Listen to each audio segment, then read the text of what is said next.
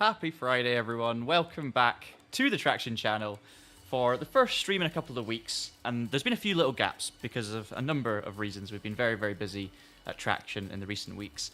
But I'm back on iRacing for what is probably the first time since, I think, British Grand Prix weekend on the channel. In fact, no, that's not true. We did do a kind of GT3 iRacing LMU comparison since then. But yeah, it's been a while since we've been properly on iRacing, doing a full iRacing focus stream. But that's what we're going to do today. So I hope you're all doing well. It is, of course, a new season of iRacing, which means new content to get stuck into. Obviously, there's a new track, the Mexican Grand Prix circuit, but I won't be driving that today. I will instead be driving 3 of the new cars that have come to the service. We're going to talk about all of that, of course, in the next few minutes. And I'm also going to drive a couple of updated layouts as well. So there's going to be a few unfamiliar circuits, or at least updates to familiar circuits as well. So hopefully we're going to have some fun. I'm going to bring up the comments and stuff and the chat, but I hope you're all doing well. Welcome along. MCGC's here. Hello, how's it going? I'm going to show you what we're starting with once it changes from black. There's a little preview. It is, of course, the Indy NXT car with the cool green livery on it as well, which I adore. Your 1999, I think, kart livery on that car. So the idea here is we're going to do 3 races between now and probably about 4 o'clock. We're going to start off with Indy NXT. We're going to be racing around Laguna Seca in this new feeder series to IndyCar. There are, of course, a lot, I should say, of single-seaters in iRacing that have lower power and are kind of acting as feeder series to the big classes. So obviously you've got Indy NXT feeding into IndyCar. You've obviously got the likes of the Super Formula Light cars, which feed into Super Formula. You've got the FIA Formula 4 car, you've got the Formula 3, Dallara. There's a lot of lower-powered single-seaters that act as sort of launch pads into other series. So this is yet another one. And you'd have to suspect that this car has come to the service at this time because, of course, iRacing Studios are making an IndyCar game, which has been announced recently, which I'm really looking forward to diving into with you guys on the channel in the coming weeks. But it would make sense if they're making an IndyCar game, we have the Indy NXT car appearing. It might be a complete coincidence, who knows? But either way, it's good to see. Our first race here is at 2 o'clock UK time, so in around about 10 minutes or so. So I'm going to get out and do some practice in just a moment. The second race I'm going to do, after I've done the Indy NXT fixed race at Laguna Seca, will be a GT3 race, I think, second. So the new Aston Martin Vantage GT3 Evo around Oulton Park. That's the plan anyway. So that should be good fun. Oulton Park's been updated as well as part of this recent update. So we have new kind of roadside furniture, new buildings, a new look to the circuit, but the actual scan isn't any different. So you'll be able to see at least a slightly refreshed version of Oulton Park. And of course, you'll get your first look, if you've not driven it already, at the GT3 Aston Martin Vantage, our first proper race in that car in official circumstances. And then, to end things off, we're going to do a GT4 race around the new Charlotte Roval. So we're going to drive the brand new Ford Mustang GT4, which is, of course, a car lots of people are excited about driving. We've got a new GT4 tyre model as well, so we'll get into all of that. And the Charlotte road course, which we're going to be racing it around, has also been updated. It's a new version of the Charlotte Roval course, updated scans. It's actually a new layout. There are some changes to the corner profiles. There's a couple of really big changes to that. So we're going to dive into all of this in today's stream. I'm just going to have some fun and do some races. That's basically it. And obviously chat a little bit as I go about what some of the differences are. So, let's get out on track.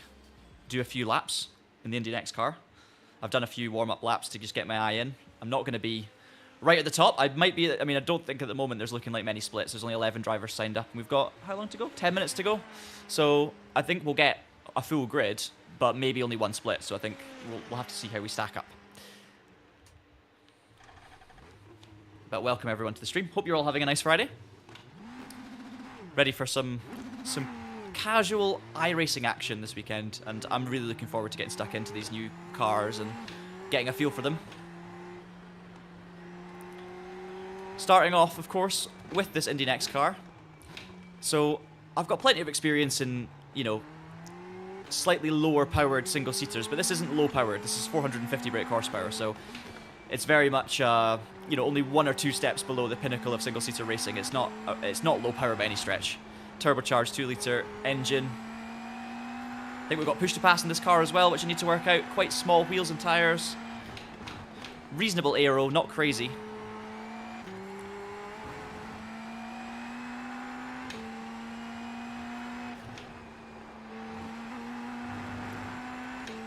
But as always, a lot to learn.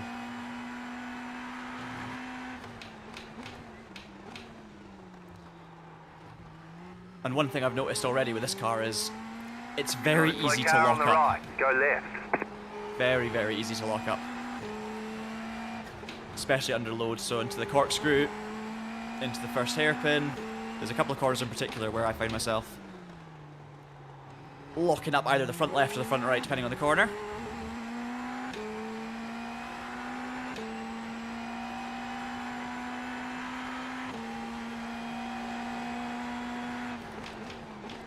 So braking in and around the white line for turn 1.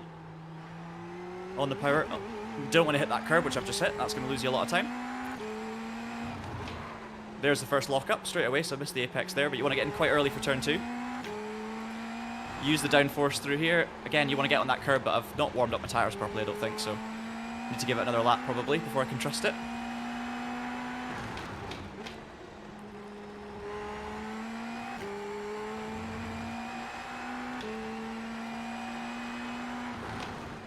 Get out the way of this car behind on a faster lap.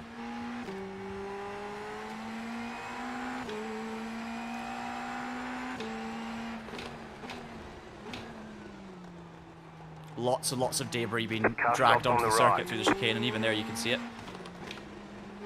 We'll give ourselves a little bit of space between us and the car in front. Hello, how's it going? Do I think I'm overdriving a little bit? Probably, but I'm new to this car and track, so I haven't actually done... We need to still see, basically.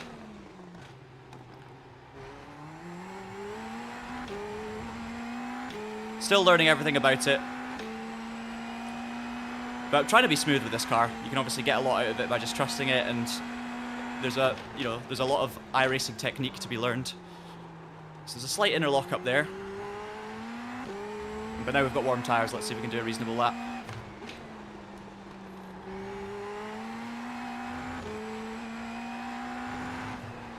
Oh, didn't mean to chuck it in there, but it worked.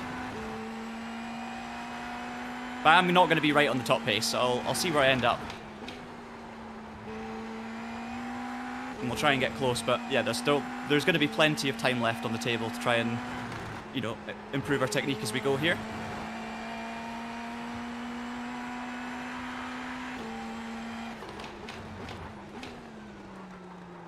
You really, see, I missed the curb there. You really want to get that curb on the entry to corkscrew.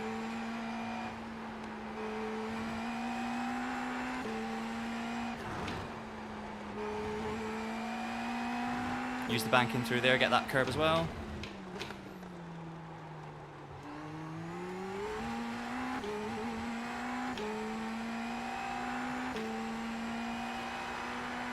That was your fastest lap of Yeah, the of course. session. New UI update for iRacing as well, so all of this looks a lot more modern, and obviously iRacing's had the same UI for years, so it's really nice to see a refresh. Obviously going to take some time for especially regular players to get used to it, but I think from what I've seen so far, some things are in a different place, but a lot of it is familiar. So it's not completely alien, I think.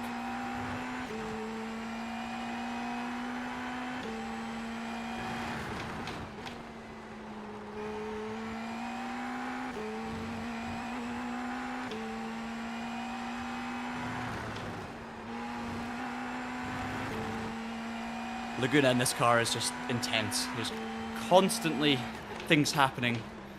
You've got to pay attention all the way around.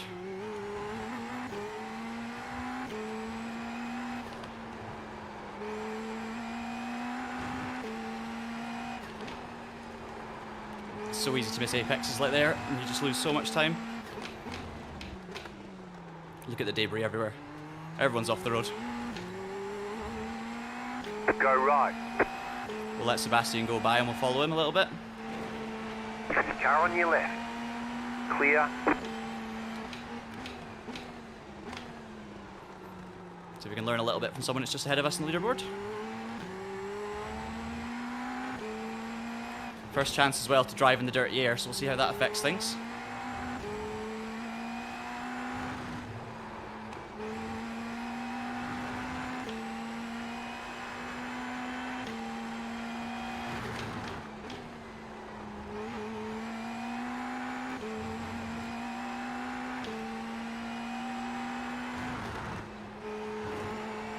Ooh, Sebastian overdriving a little bit.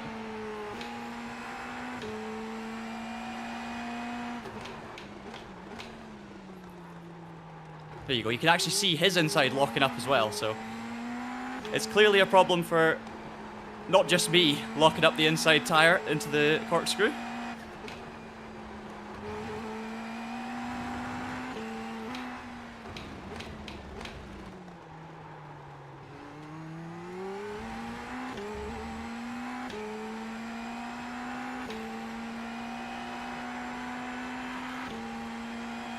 Thanks very much for the support.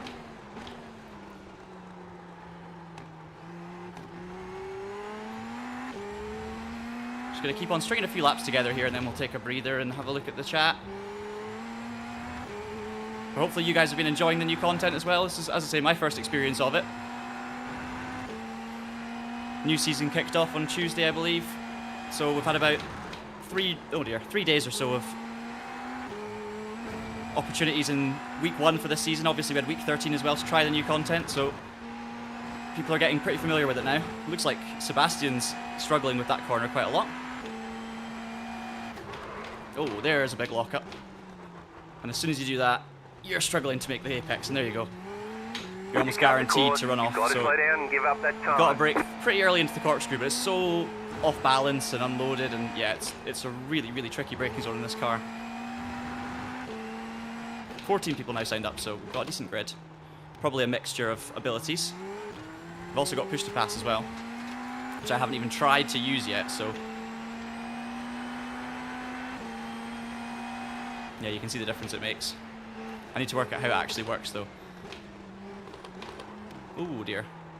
So we've got a total time. Obviously in practice it's not going to be the same as usual.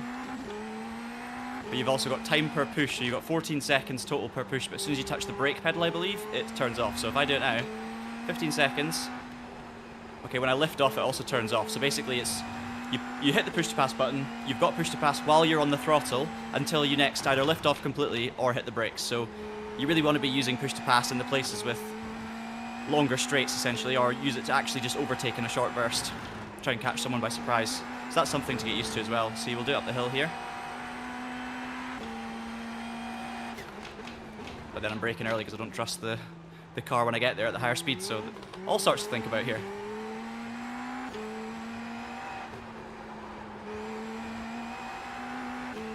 Right, I'll go for one more push lap and then we'll pull over.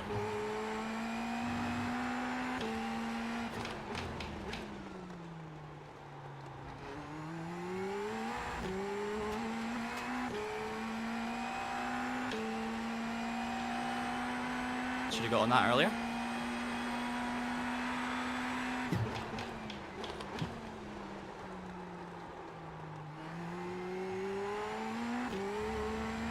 Nope. Oh, hello.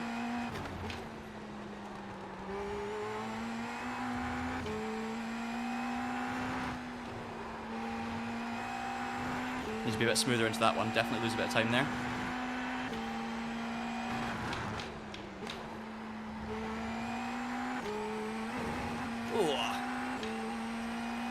Big oversteer on push to pass.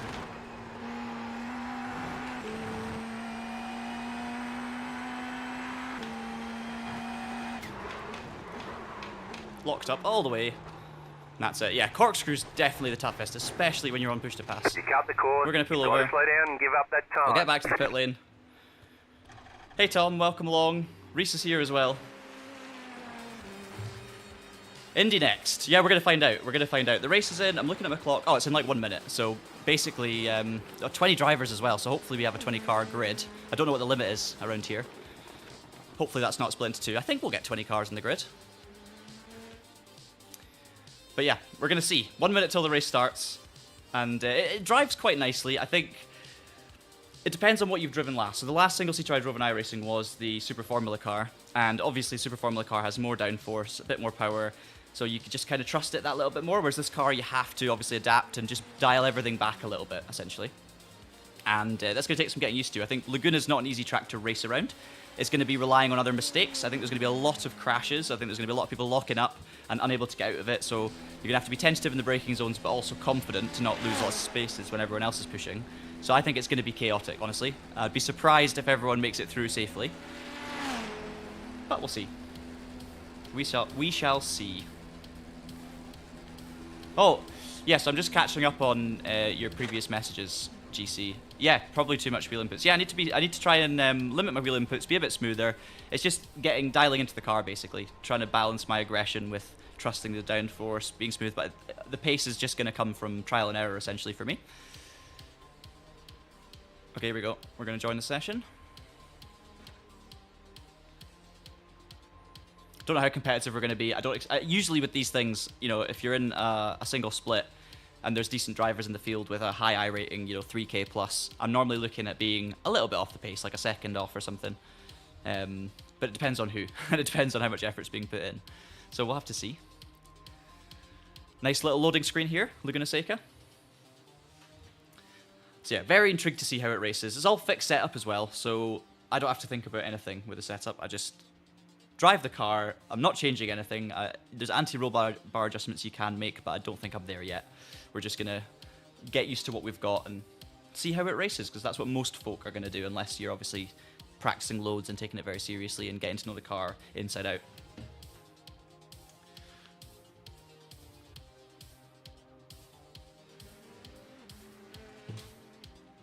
What's everyone been playing this week? Are you guys playing a lot of iRacing? Anyone excited for LMU's ELMS update? We obviously had a Formula Legends review going out on YouTube this week, and Sonic Cross Worlds as well, Sonic Racing Cross Worlds. So plenty of indie, or arcade, I should say, racing games also appearing this week, which we've reviewed on the Traction channel. So let us know if you're playing any of them. Would be keen to hear. We've got a 2-lap qualifying, so it's very much get out there and nail the lap first time. So it'll be like trying to get a banker in the cold tires and then nail the second lap. It's going to be tough. It's going to be very, very tough. How many people do we have in the split? 22. I mean, Whitbit's here. So we've got very talented drivers. Deegan Fairclough's here as well. Deegan Fairclough, that's cool. Any other familiar names? Sebastian, who we were just practicing with. I think we're pretty much middle of the road in terms of I rating. So middle of the road is where we should finish. So I don't know. Let's try and get top 10. Let's go for that. We're 11th highest, I believe, on the I rating. So we'll give it a go. But I don't know how much experience everyone has, of course, in these cars. There's normally going to be a big variation depending on who's been racing it so far this week, who's new to it as of today. So there's a bit of a disadvantage there, but it depends on what everyone else is doing. 15 seconds till qualifying. Let's see. What changes can we make? I don't think there's anything you can change here other than the electronic stuff. Yeah, anti-roll bar. So there you go. You can change anti-roll bar. And that's pretty much going to be it. Front and rear anti-roll bar, no damper changes. You can't change the gearing, all on fixed setup. So yeah, that's literally it.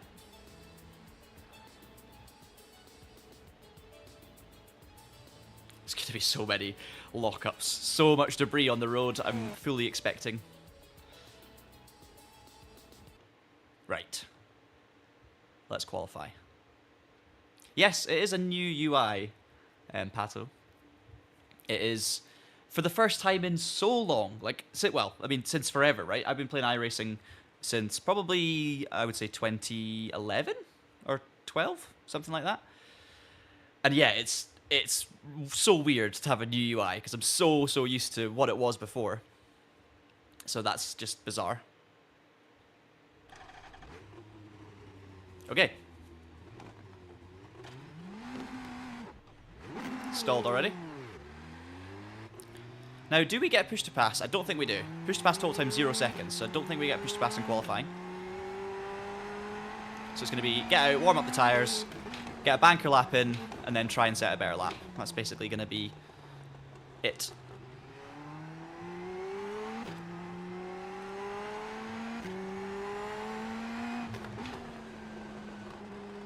Let's see how we go.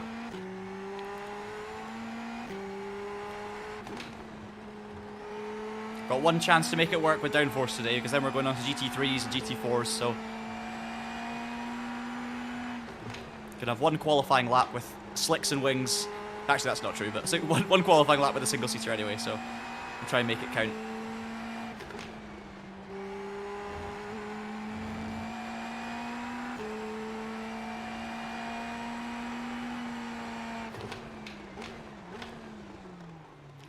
So tricky under brakes.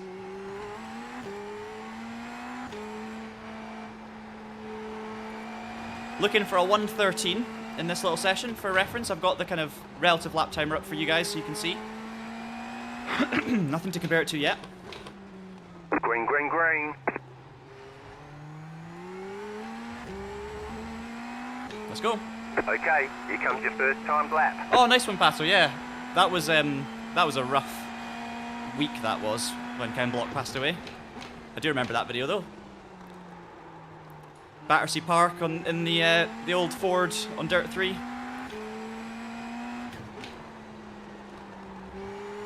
Good to see you on the stream. Welcome along. Oh, missed the apex. Keep it on the road right. Banker's already not great, but it's fine. Second one's where it's going to count. So I'm going to focus in on this second lap. I'll probably focus in from now on actually, just try and get in the zone before the lap as well. So I'm going to go full concentration mode here.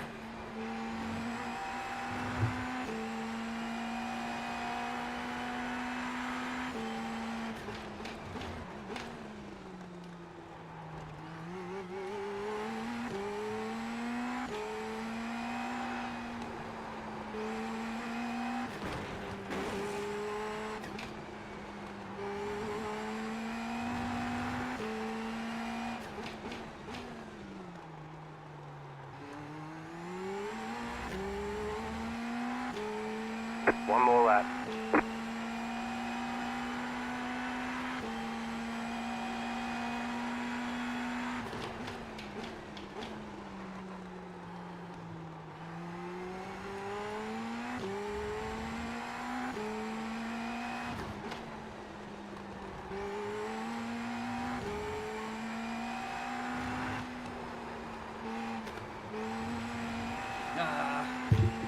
That was bad.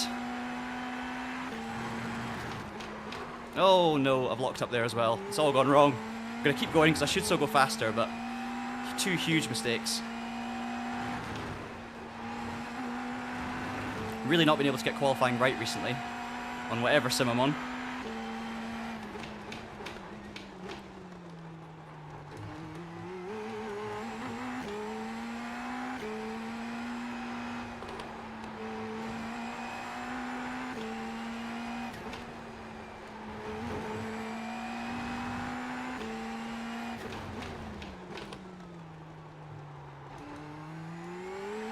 Easily lost 6/10, I think.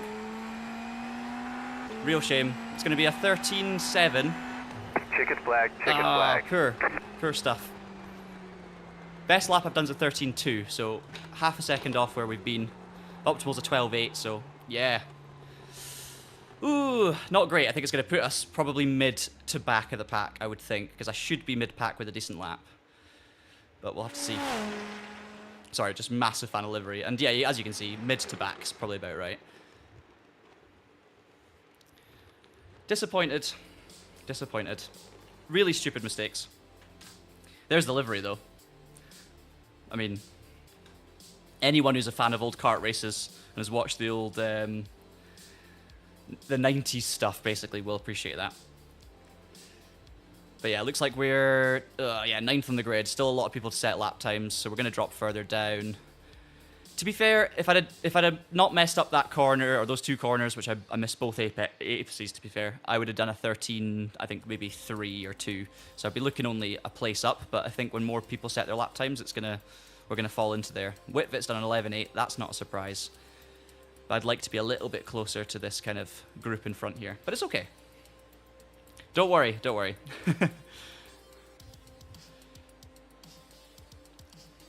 It's all for fun anyway, so when I'm beating myself up, don't worry. It's just because I know I could have done a better lap, but I'm gonna have fun anyway. And I don't mind being a bit further back on the grid than I should be because, first of all, everyone's in the same boat, so there's no excuses. But secondly, it's fun to fight your way through if you're slightly out of position.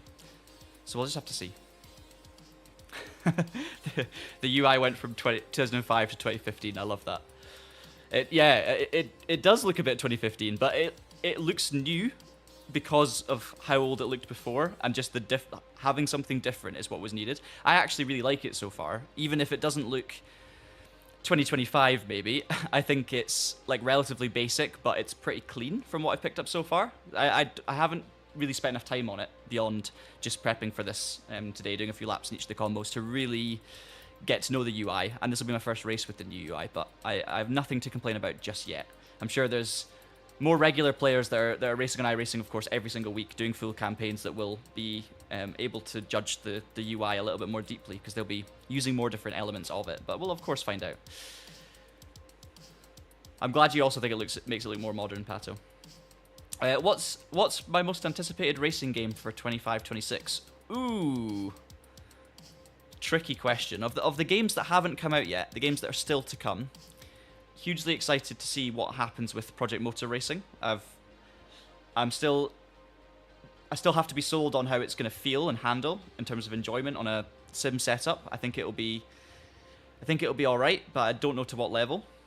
However, the game itself really excites me. The content of the game excites me. The old GT cars, the fact that it's on console is huge, and of course the fact that there's a career mode coming. We haven't seen it yet, but we've seen enough of it to be excited for it. So I'm excited for Project Motor Racing. Intrigued to see what Rennsport does on console as well, but I've had enough time over the years with Rennsport on PC to, basically the jury's out. I need to try it again fresh when it releases fully to give an opinion, but I'm not completely sold on that.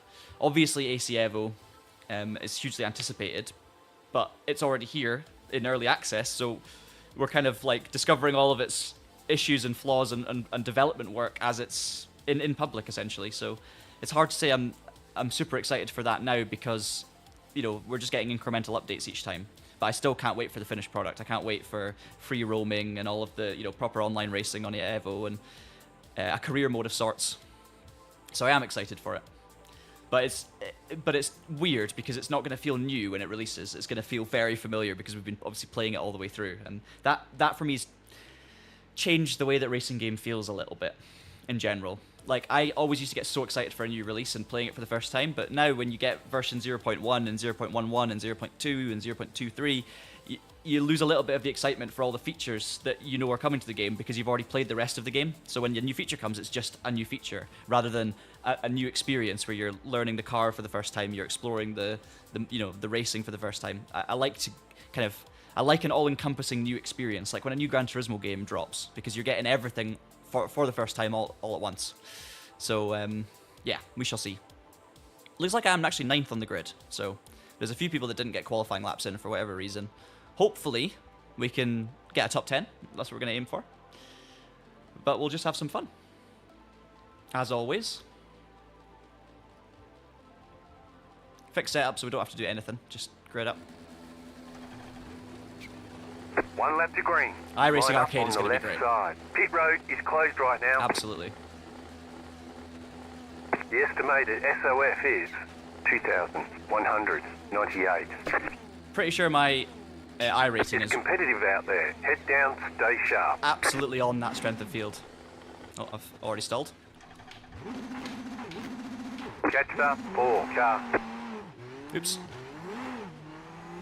That wasn't good. Need to get better off the line with the clutch. It's a rolling start though, so not a problem. Yeah, of course, VR on PS5 would be great, and I think it's something that obviously Gran Turismo has nailed, and then it can't be easy because there's been no other really good racing games on VR on PS5 since then, has there really? It's just Gran Turismo 7 with a PSVR 2. I'm sure there's other games that I'm missing, but nothing that really stands out. Yeah, Deegan Fairclough's in this race, Ross, yes. He's probably ahead of me. Yeah, he is. 4 cars ahead of me. I mean, that's a target, but he has got the 5th highest I rating, so I think Deegan's going to be a little bit up the road, unfortunately. But you never know.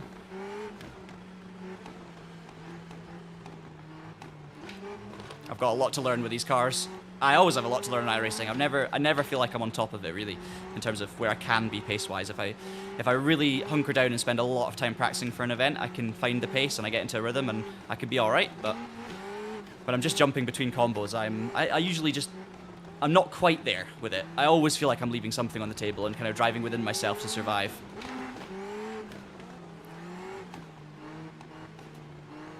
We've got push to pass as well, so we're going to have to keep an eye on that, but it's quite a lot of black boxes away from the relative.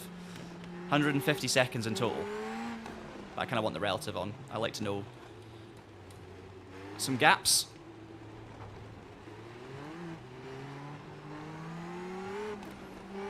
Jetstar 4 car.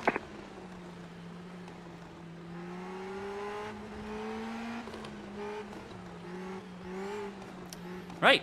The problem with Laguna as well, guys, I'm going to barely be able to read the chat properly, I think, Get during this ready, race. going green. I'll do my best, but there's barely any straights to really be able to look over, and in these kind of cars, there's going to be a lot of intensity, so I'll do my best on the straights, especially the big straights, but I might be, for the rest of the lap, basically, I'm going to be pretty heavily focused. Let's have some fun. Green flag, green flag.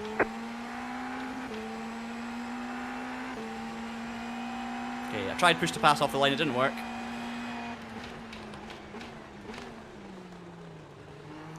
Protect the inside, through turn 1, already an incident behind.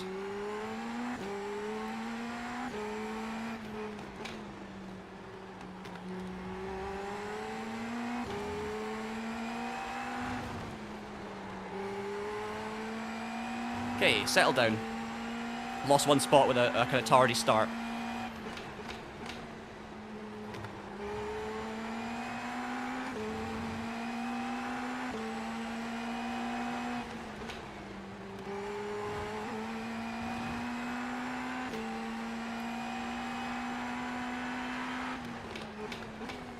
There's an incident behind. Ooh, yep. Pike actually made the move there. He went bold on the first lap. Everyone kind of, I bet he was scared he was going to lock up, and I think he did lock up a little bit, but he got it stopped just. Maybe tagged the car in front. Now he's off the road. This is the first lap bits I was scared about. A lock up so easy in these cars. Whoa. Keep to the left. Interesting, bit of contact. Clear on the right. Got away with it though. Right, let's get the, I don't really need the relative now. So we'll go with push to pass just so we can see it. There's the debris on the road. Pike's a little bit all over the place in this opening lap. Maybe a bit overly aggressive on the... Oh, there you go. So... Left side. That's it. That was predictable. I thought I'll wait for him to make a mistake, and it came as I was saying it. Or before I even had the chance to say it. So now we can get a bit of open air. Hopefully Pike doesn't go for a crazy move. We can settle into a little bit of a rhythm and try and catch up with the cars in front.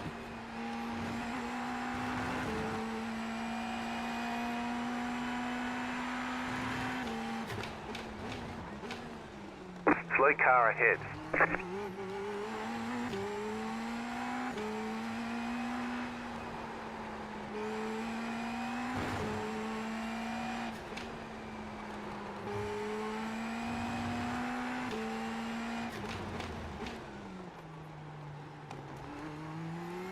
Expecting some faster drivers coming from behind as well that didn't qualify. Okay, nice use of push to pass.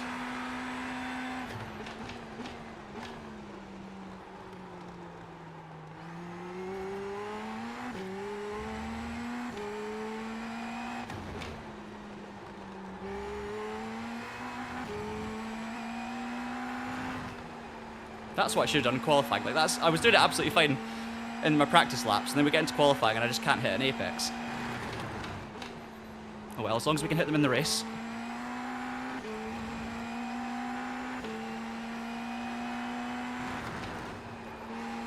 A little bit wide. It's okay, you can see the gravel being strewn everywhere. Oh. Oh. Yeah. Absolutely inevitable. Cut that corner and got a slow down penalty. We're going to get the slowdown taken care of straight away, but wow. So easy to lock up into corkscrew.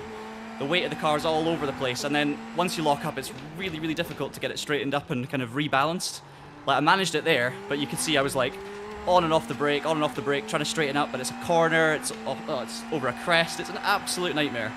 But we survived. As long as we don't ruin the tyres, don't crash into anyone, we can kind of take the escape road, essentially, over the gravel and then get away with it. Don't want to be locking up too many times there, though. There's an incident behind. Ooh, that was a lock up as well.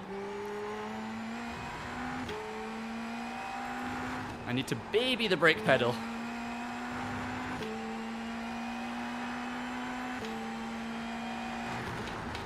Should should probably just use push to pass every time on the pit straight, because I think we've got a lot of seconds to burn through here.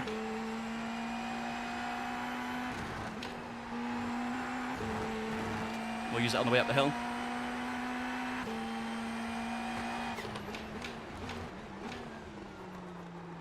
It's more like it. Still a slight inside left lockup.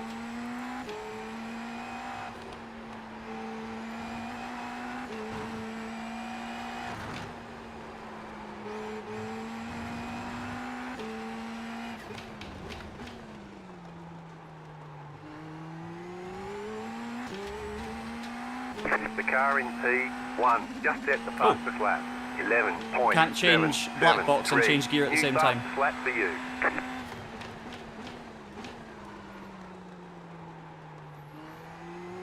Me and Miller both locking up the inside.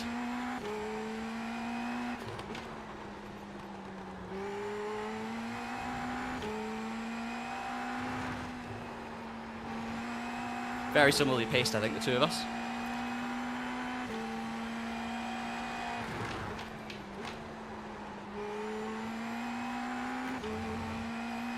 But we're P8, so it's going well.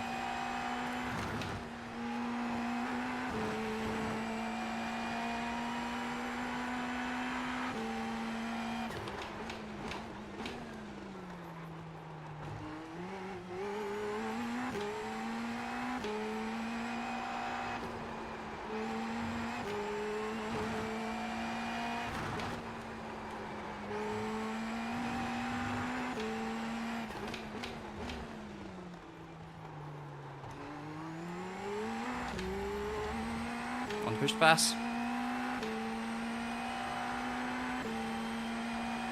Yeah, the pricing is the thing with iRacing, isn't it? It's such a good, well-developed sim with so much diversity, so much content. It's just, for a lot of people, it's not within range. But that is just the truth of it.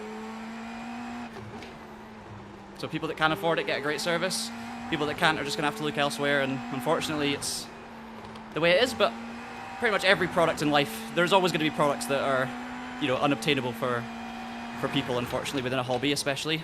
But the thing is, they do provide a really, really good service. So if people are willing to pay the money, then from a business point of view, it makes sense. Obviously, it's just a real shame for people that can't justify it. And I've definitely gone many years on and off with an iRacing membership because it's just a lot of money to put aside, let alone the content. And I actually had a lot of the content when I was younger, basically as a birthday and Christmas presents. I just asked for iRacing credits and spent a lot of money and a lot of time on it. But then as soon as I went to uni and then wasn't sim racing, came back to sim racing afterwards, all of my content was out of date. There was all these new circuits that I didn't own. The leader is running. My cars were now legacy. 9, None of the 7, cars I owned were being used, and suddenly I felt, you know, I have to spend hundreds on content again just to get back up and running. So it's not easy, and it's quite a lot of money over a long period of time as well. But wow, like when you get a good car and track combo and a good race in iRacing, especially the online racing ecosystem, like the way that, you know, you can join official races and your driver ranking, safety ranking, the way it's all integrated is really, really strong, like incredibly strong. Really does make you feel like, especially when I was a kid, I really felt like I had a professional racing career going on within a virtual world.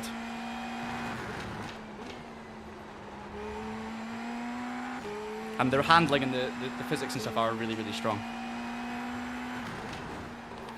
There's obviously flaws with certain tyre models, and different games have different FFB strengths and weaknesses and all these sorts of things, but overall it's a very natural and intuitive sim to drive, despite sometimes being a little bit overly tricky.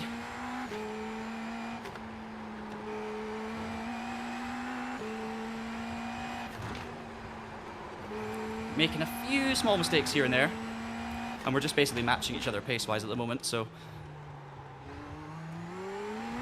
it's a battle for P7, and we're gapping P9 and P10, so it's looking all right. Got 10 laps to go. Yeah, 100% Mark. If you focus in on certain disciplines as well, it makes a big difference, obviously. If you're not, for example, if you're not into oval racing, you just focus on circuits or, you know, just single-seaters or whatever, there's, you know, you can pick yourself through a cheap path. I think the issue mainly is tracks, to be honest. You find a car you like and you've got a series you can race in for years, but it's the tracks then.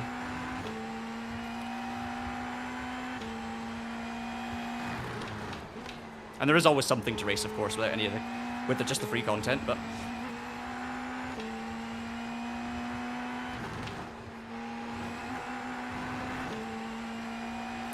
Right, closing in on John.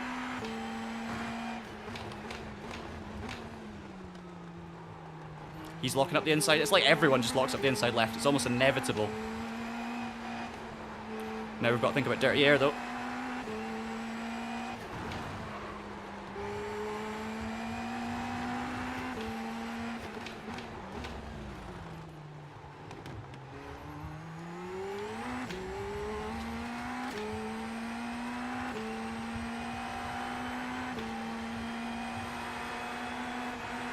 Car right.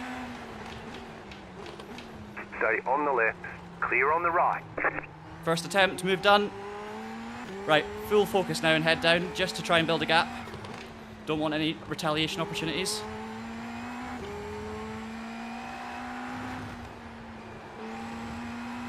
Bit of push to pass.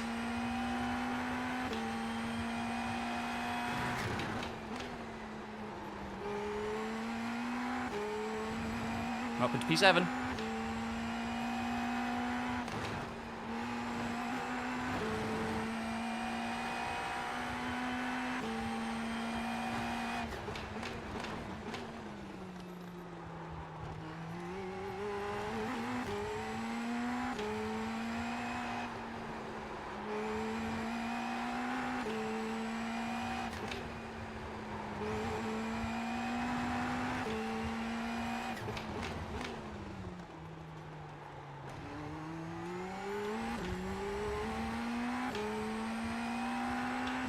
Oh, I keep forgetting about the black box thing. Changing black boxes as I'm changing gear doesn't work.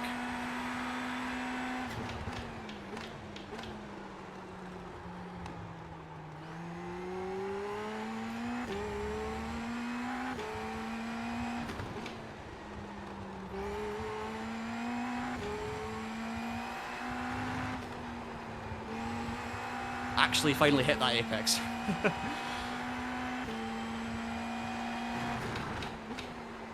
There's a weird thing going on with the black box at the bottom right. It's like amount of time left is stuck at like 99 hours, 59 minutes. I'd rather see, you know, last lap time or something in that box instead.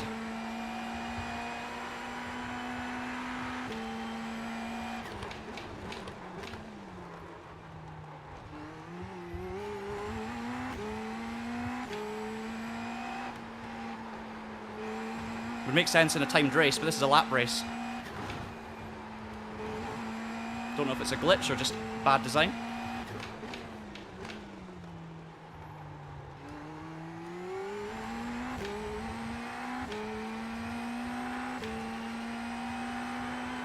Yeah, I've done a 13.1. Fastest lap for you.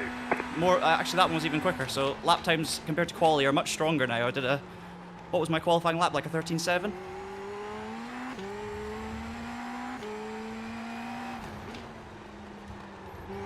Obviously we've got push to pass, but it doesn't make a huge difference. A couple of tenths maybe.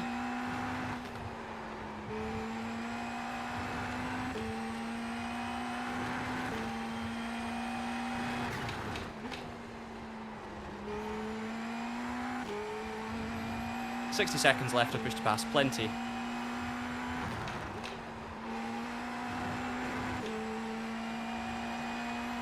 Should have used it basically every lap.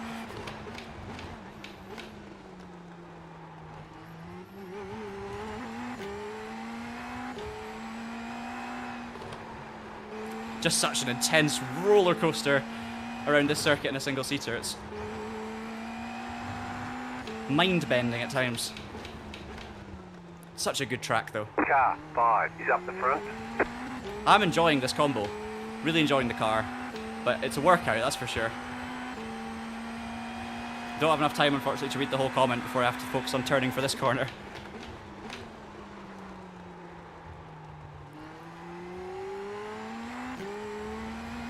.5 seconds to the car in front, so unless there's a mistake, it's not going to happen. But can focus on protecting the 1.5 second gap to John behind us.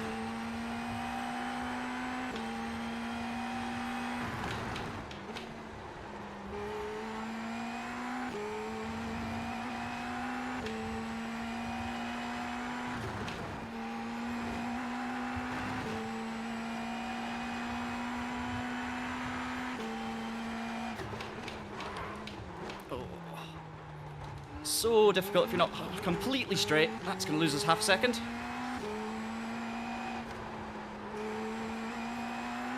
The leader just did a 12.312.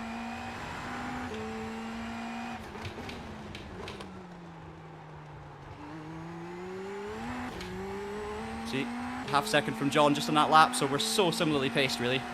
Just relies on me not making any mistakes. 5 to go. It's going well, keep at it. See how much push to pass he's got left for the end of the race as well. He might have, you know, enough to be using it on like every lap, multiple times rather than just once.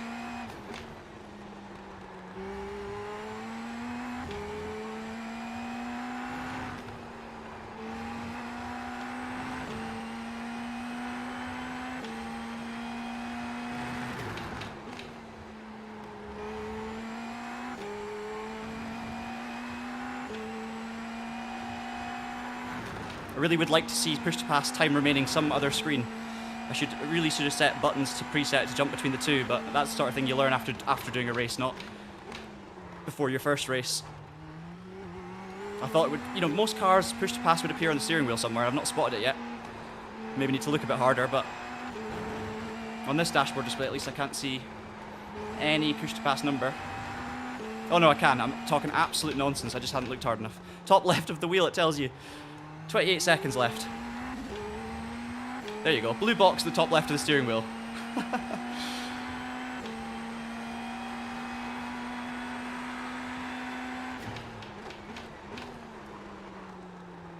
Little deep. Doesn't matter if you go a tiny bit deep into turn one, you don't lose much time because you can cut back across and you gain a lot on the entry. And you can kind of, it's such a long corner that it's not too bad. You maybe lose a tenth. I've got 1.8 seconds. Looking forward to a GT3 run after this though, around Oulton Park. Very, very different.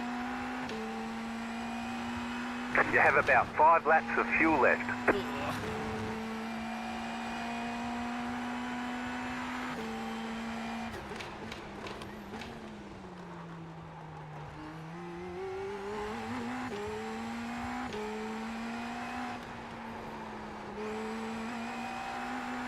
$17 laps in, tyres still feel in pretty good shape. The fixed setup's pretty stable actually. I don't think it's too bad. I'm sure you could put a bit more pace in the car, but maybe save the last bits of our push to pass for the end of the race just in case there's a battle for position.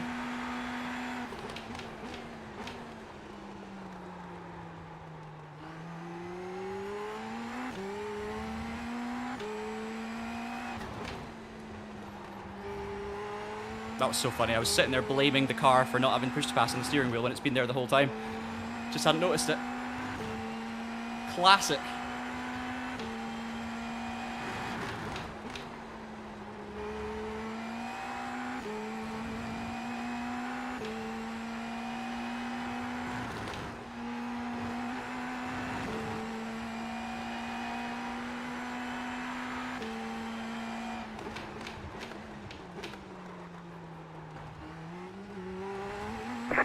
To go, 2 to go.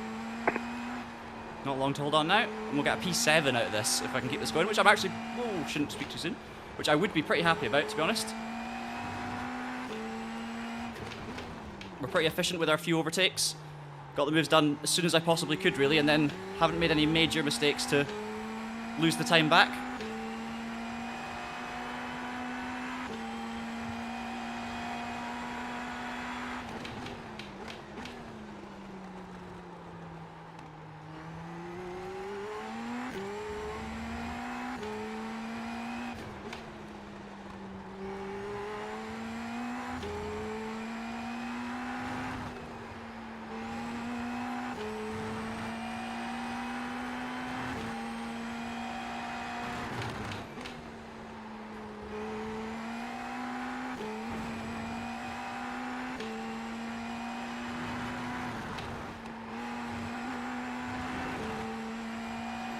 Yeah, I'm not, to be honest, I don't want to test that right now. Using push to pass the corners. I think you can, as long as you're on throttle, you can, yeah. I'll maybe try it out the last corner and just be a bit careful. just as an experiment for you. And if I spin, it's 100% on me, but I'm kind of curious now. So if I'm on throttle, well, I'll do it in the last corner. Makes more sense. But I'm sure you can. So even out of the slow corner here, it's on the power. No, okay. You need to be going a certain minimum speed. I think you need to be. I was still obviously turning the wheel there when I turned it on, but I think there is a minimum speed to it because I tried to activate it and it didn't work straight away. Upper end of second gear, and that makes complete sense. Like, why on earth would you want to use push to pass in like first or second gear? Because you've all got too much power as it is, not enough grip as it is. So it's almost like a fail-safe to stop you spinning because you've accidentally pressed it. I'm saving my 4 seconds for the last straight as well, just in case anything happens. I've got a 2-second gap though, so we should be safe.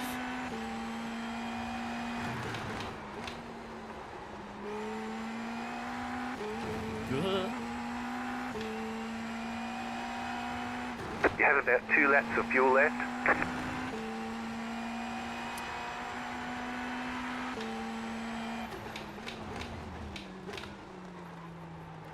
Can actually take a much more direct line than I've been taking through the corkscrew. So I should have, we learned something in the last few laps that I probably should have applied earlier. Just slightly more of the curb on the right on the way in. Straight line the braking a bit more. There we go. Push to pass. Over the line. I'll take it. P7. First Indy NXT race. There's Pretty the good. flag. It's Pretty over. good. 1 incident point. I actually really enjoyed it. Very good job. Obviously not the most exciting second half to the race, but really enjoyed the first half. Just picking off a few cars, obviously catching up with John, making the pass when I could. And then that was pretty much it. A couple of small mistakes through the corkscrew, touching the gravel, running through at one point, but 1 incident point, I'll take it. Do you have to be at 100%? Oh, maybe that's what it is. That would make sense. You have to be at 100% to activate it, but then you don't have to stay on 100% to keep it on. I think if you go on like 50% or something, it stays on, is from what I can pick up.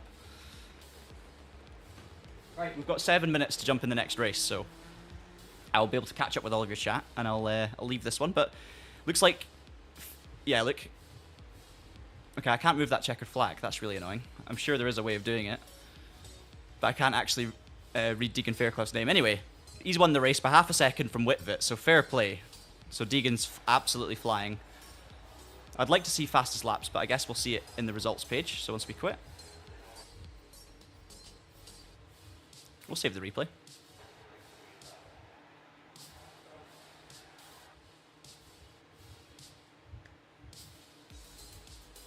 Do you have to quit again now? No. No, replay saved. I hadn't spotted that. There we go. Okay, I will show you guys the results if we pop them up here, and I'll just join the other race in the meantime.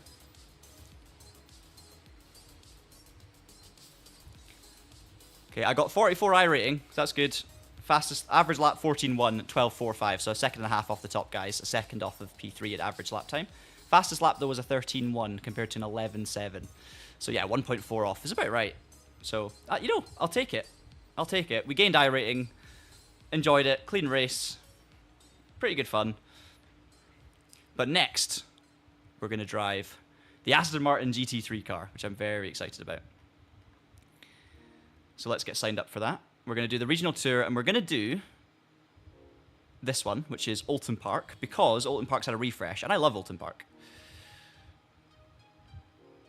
Let's get registered, and we'll talk about it a little bit once we jump in. Get assigned to a server. So this race should be 20 minutes long, so it's kind of similar in length to the last one, and then we'll do a GT4 race at the end. So yeah, right. Let me try and catch up with some of the chat here, because I was very focused on that race. But I see you guys have just been discussing the cost of iRacing, basically. We'll get this session launched.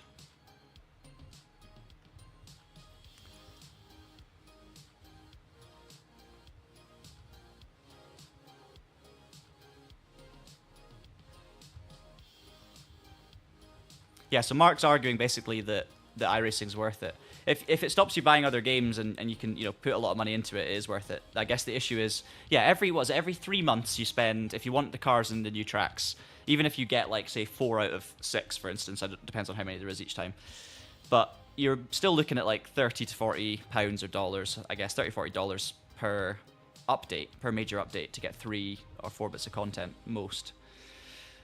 So you're looking at, if you want to keep up to date with the content, and that's the thing, you don't have to. You do not have to buy every single new thing that comes out, but you do need to buy new tracks that come out to be able to do seasons. So you're still looking at like maybe $100 a year to keep up content-wise, and then obviously your cost for the year depends on Black Friday. Like if the Black Friday, everyone always refers to the Black Friday rate for the annual cost of iRacing. Of course, it's available on Black Friday, and that's great, but a lot of people, like, that's just the cheapest you can get it, essentially. So it's hard to... It's good that it's discounted, and it's good to know that it's going to be discounted most years or all years, but it's still not the main price. I still think it's a lot, but it is a really, really good service. So if people are paying for it, you can't argue with it. If it's worth it to you, it's worth it to you, and absolutely fine. And I would put myself in that category. Like, I have had iRacing for many years, but it's not been worth it enough for me to only play iRacing and have a subscription running all the time. Like, I had many years without an iRacing subscription, and I have lots of content that's missing. So it kind of makes sense. But yeah, it is in its own category in terms of what it provides.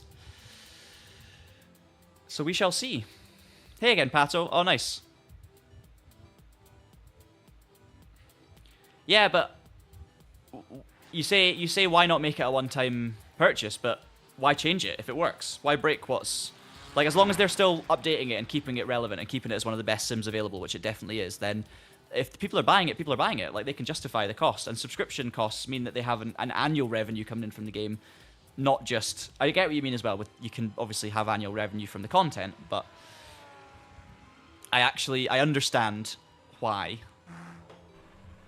they would... I understand why they would keep it subscription service, because it's just more money every single year.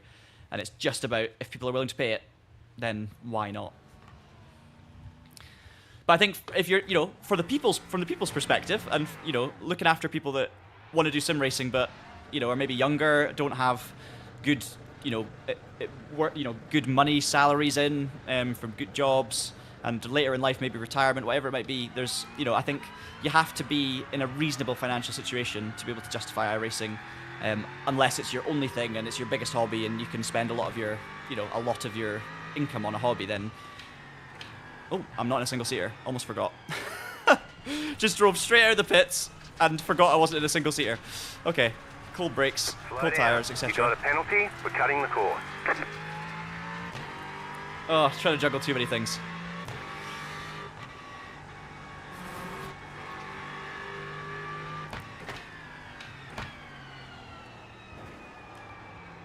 But obviously iRacing has a lot of active users. Does it have as many active users as there are people playing Gran Turismo 7, for instance? I'm not sure. But for sim racing, it's big. You got a slow car on the left. Okay. Go right. Hello, Ferrari. Plenty of chance to talk about this Aston in qualifying in the race, but yeah, it's obviously the GT3 Evo. So it's a car that we've had on a few sims now, and it's finally made its way to iRacing. Another one to add to the GT3 roster. Sounds great. Best thing about this car? The sound of the upshifts. Listen. That pop makes this car worth driving alone. Sounds good in the downshifts as well, but it's a distinctive sound from the gearbox. Same on Le Mans Ultimate as well. So, you know, it's obviously a real sound, and it is just glorious. Absolutely glorious. Everything else about the car is completely fine. It's just a GT3 car. Looks good, sounds good, V8 engine. Doesn't sound absolutely spectacular, but, you know, it's a V8, so it sounds good. I've missed the first corner. You got a slow car on the right. Go left. Handles really nicely though, the Aston, on this default setup. It takes a couple of laps to really get the tyre temps in, to be able to push it. As you can't see this actually, but on the left-hand side, my best lap in my little warm-up session to get acclimatized was a 33.3. So when we get to qualifying, that's kind of, you know, low to mid 33, I guess, is the target. But you only have 2 laps again, so it's, you know, it's how hard do you push on those 2 laps to get a good one in when you're not completely up to speed with it all, and, you know, doing hours and hours and hours of practice.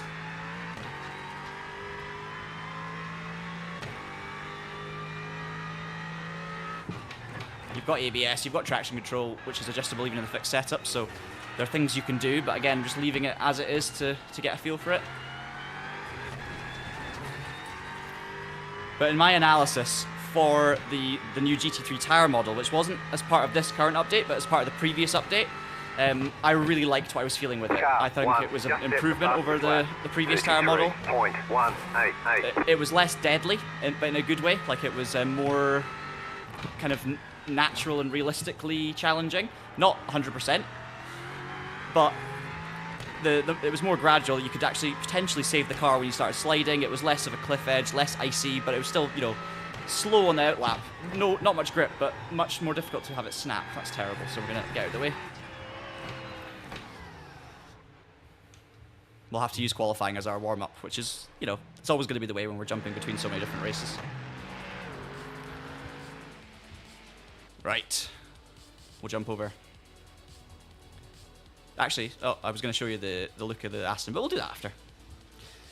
Oh, thank you so much. Enjoy your racing, Pato. Have a great day. Have a great weekend. And yeah, it's been awesome to have you on the stream. Nice to see you having joined us from an old Ken Block video, so I appreciate that. It was good to remember that was a great fun video to make. So yeah, hopefully you enjoyed joining us for a bit of the live stream, and yeah, have a super day. Game does look good. I agree. And it's been looking. It always looks a bit dated because it always kind of lives in its own shadow in a way where, like, iRacing has looked like iRacing since it launched. Now, obviously, if you compare iRacing Day 1 to iRacing now, it's completely different. But because you know what it's looked like and it's kind of evolved in increments, even though I think it does look really good, it still feels a bit old to me because I'm so familiar with it for so many years, the kind of just the general game engine and everything. So there's probably not a single thing that's the same now as it was on Day 1, but it's not like fresh and exciting because I'm so familiar with just the way iRacing looks in general, the textures, the softness of the body shells, the foliage, all of these kind of things. So, but yeah, it does look good.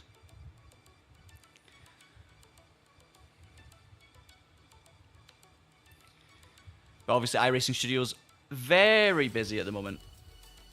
Like putting lipstick on a pig, maybe Bart. No, I think that's not. I think that's unfair. I think that's.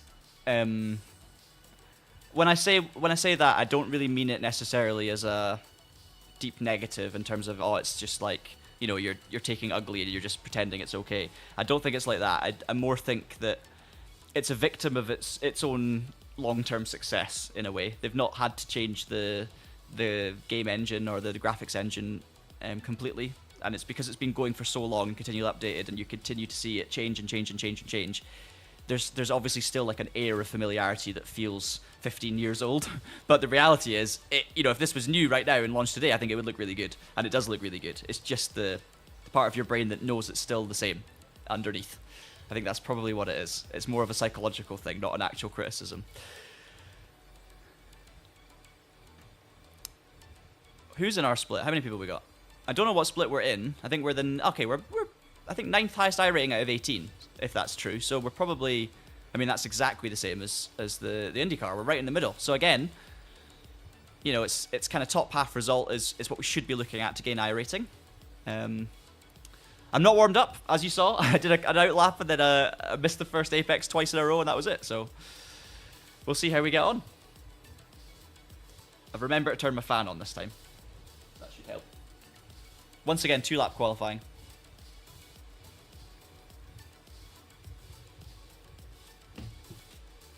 Right. Let's do it.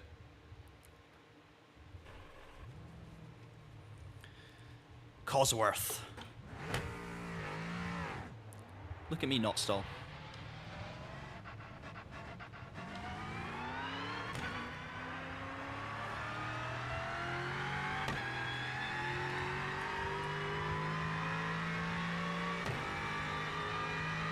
Oh, it's darker.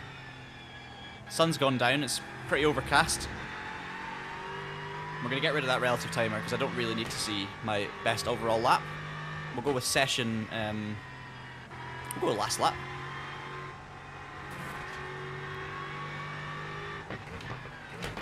So 133 is what we're going to look for. First lap's going to be a bit slower because we'll have cold tyres. This is the usual deal. It takes a lap to get them in. Unless you know exactly how to warm them, and I don't know the best way to warm them without damaging them. But we'll do a little bit of subtle warming, just to make sure we have them in the window for the second hot lap.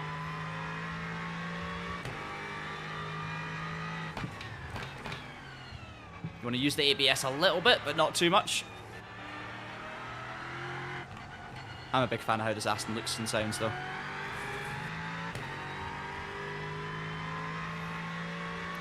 There's a lot happening at iRacing Studios at the moment. Obviously, they're of course continuing to develop iRacing, but they're working on the new NASCAR game. They'll now be working on the new IndyCar game, I'm sure. They've got iRacing Arcade with Original Fire Games. There's all sorts happening, and I'm really looking forward to it. We're going to talk about it next week, and hopefully we'll make a video on it for the channel, just analysing what's going on. But there is a lot happening at iRacing Studios, a lot of different projects to manage, and different teams, I guess, trying to manage it all.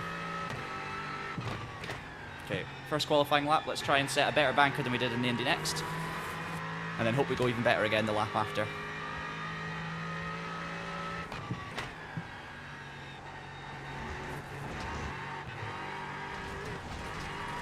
Okay, first one's out invalidated. It was through cascades, and I've done this every time. The tyres are cold, and you just can't get on the power nearly as early as you can in a hot lap, and I just tried to get as close as I could. And invalidated, so the second lap's going to be our only one.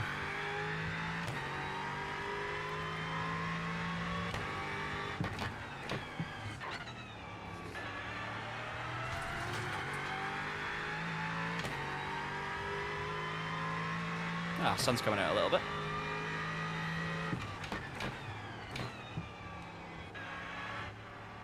So now we want to look after the tyres, but just keep the heat in them, basically.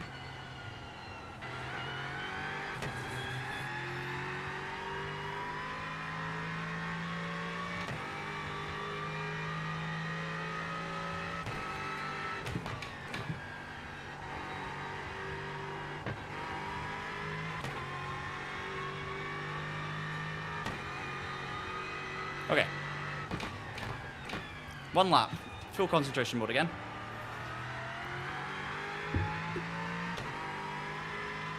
One more lap.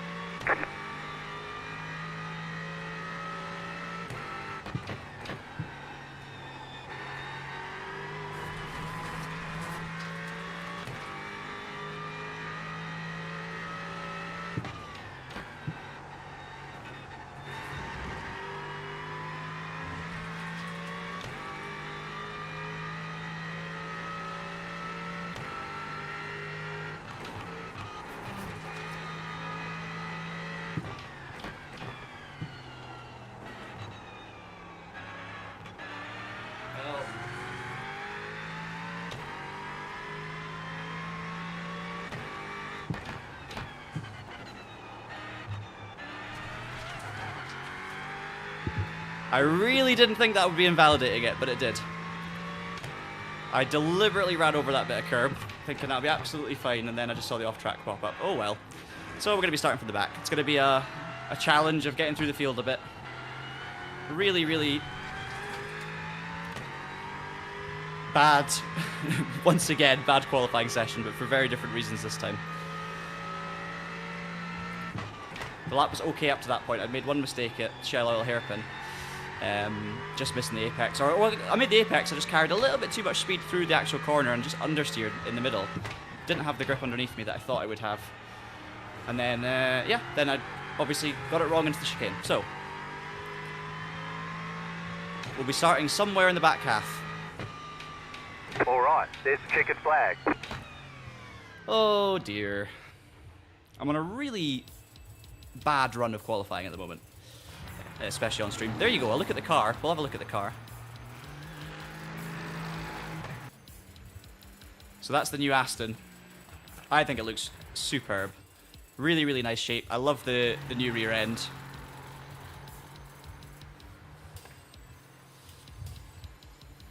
There's just something about the more boxy proportions with the extended side skirts, and I don't know the actual differences. Like, as in, I can see the differences, but I couldn't point out every single one individually. It looks a little bit more like the GTE almost, but yeah, big fan of the shape. So yeah, low 33, we would have been right up there. That's frustrating. So if we'd have managed to set a lap time that was close to what we can do around here, we'd be looking at a 33. I think I said 33.3 was my best lap.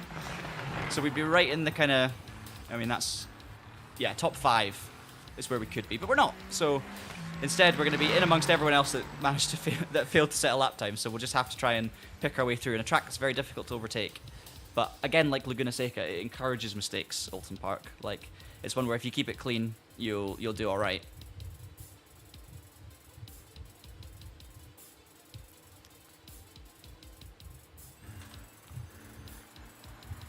We'll have a look at this Aston Martin.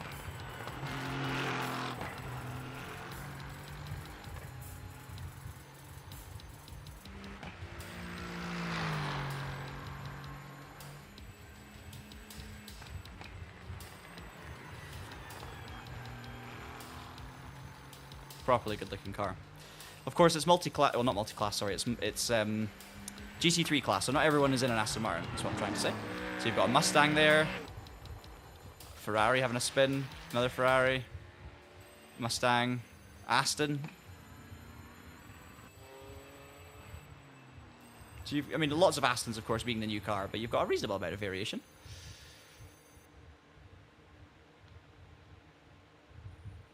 What is our pole sitter in?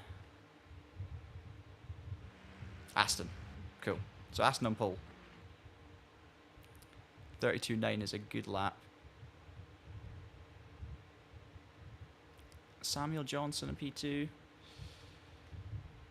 Ferrari. Oh, Rusty's Ferrari. Nice. Okay. It's going to be a formation lap. Lightning McQueen on the front row in the Ferrari alongside the Aston Martin. Fixed setup, so again, nothing we have to do with the setup. We just grid up.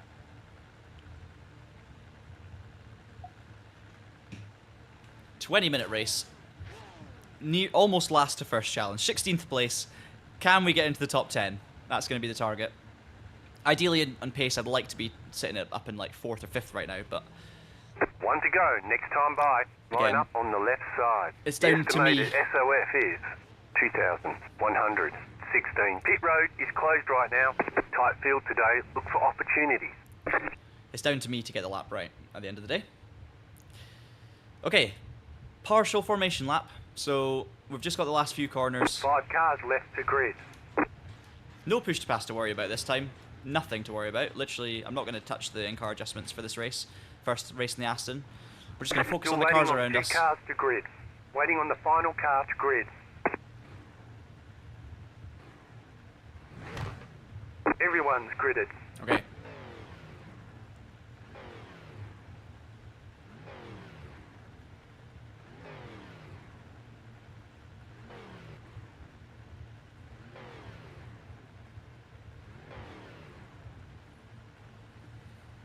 Hey, Elliot.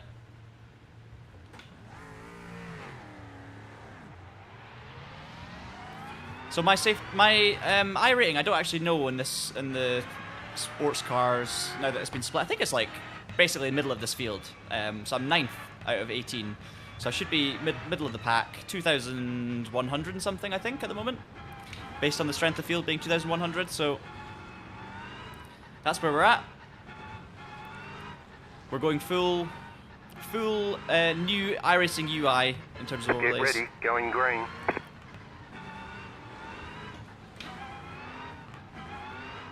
See if we can get from 16th up into the top 10 and have a clean race.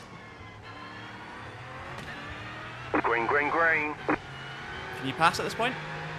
I think you can. I've hit the brakes to be safe.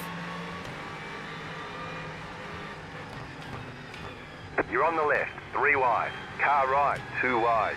There's an incident ahead. Clear, go left, go left. Car on your left. Keep to the right. I think we're in the top 10. Clear on the left, left side, clear. What the hell was that? Oh. Anyway, Clean road ahead. Don't think I had any contact. Cold tyres. That was beautiful.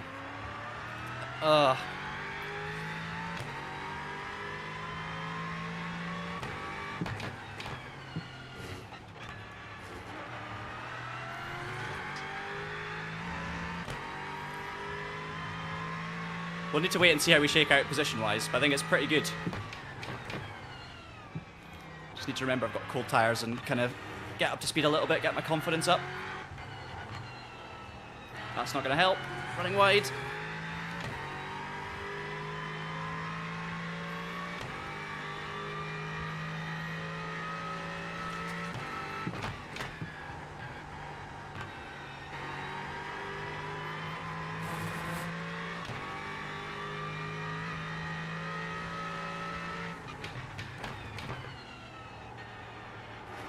That might be the most ridiculous start to a race I have ever experienced. Like, possibly number one. I was like Lightning McQueen in the first Cars film. P5, unreal. P5 after all that. I think heading down the pit straight, I was in about 16th.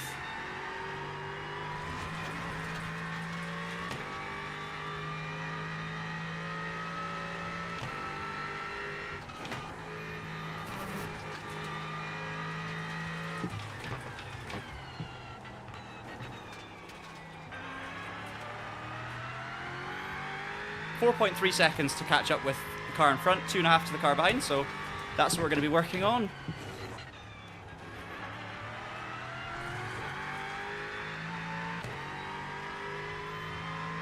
Don't know what the pace is now because the order is totally shaken up. So don't know if it's faster drivers in front or just people that kept it clean. Probably a bit of both.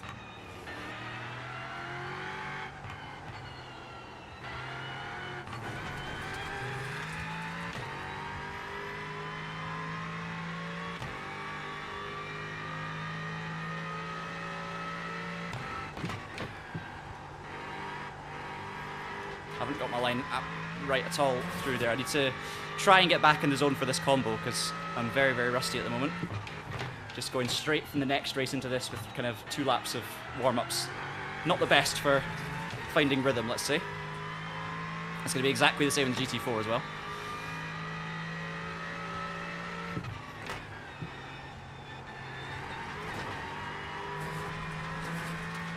Alright, 4.7 seconds to car in front. That's what I'm going to try and remember.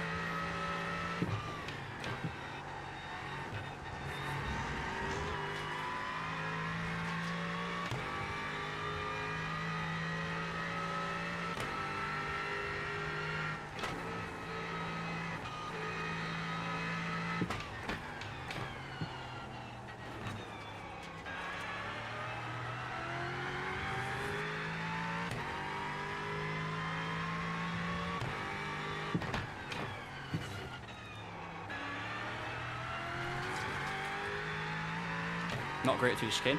We're definitely gapping the cars behind, so that's a good sign.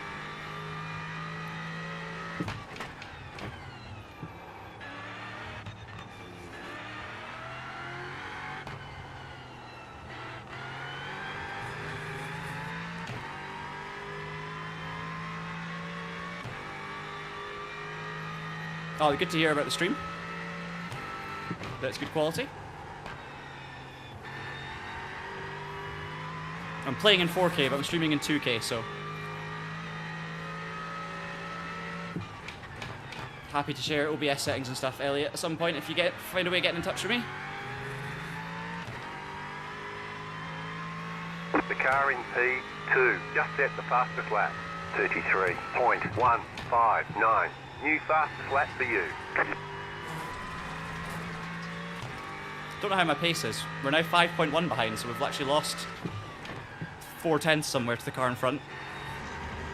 It was 4.4 halfway through the lap, so we lost 7/10 in the last few corners, which is crazy. Don't know how we've done that, but we have.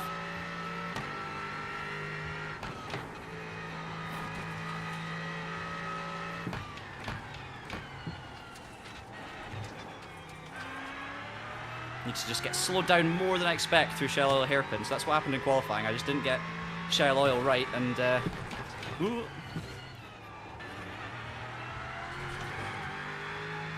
I think it's just minimum speed right in the middle of the corner. I'm used to, in real life, racing an MX-5 around Oulton Park, so I've got plenty of experience around here in real life, but not in something like a GT3, so that you have to slow down more than you expect for that corner, just because in the Mazda you're barely scrubbing off any speed, or you scrub it off by throwing it into the corner, and this you're carrying a lot more on the way in.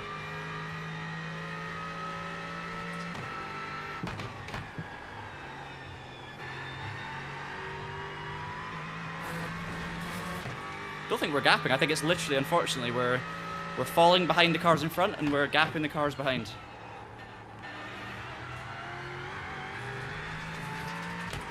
We'll get our lap time gauge up though. The car in P3 just set the fastest lap.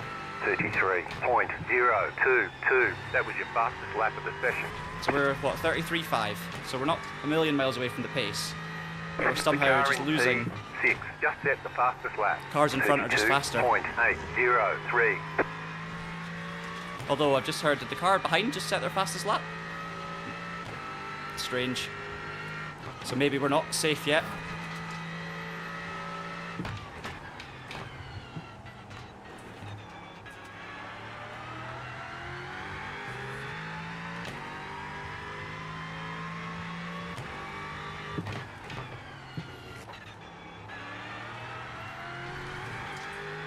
Not getting the chicane right.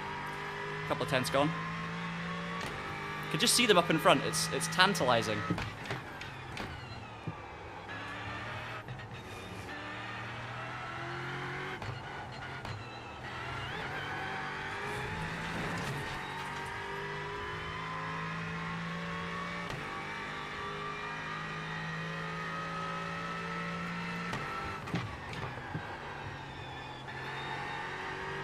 I'm losing loads through Druids, I think, compared to what I could be doing.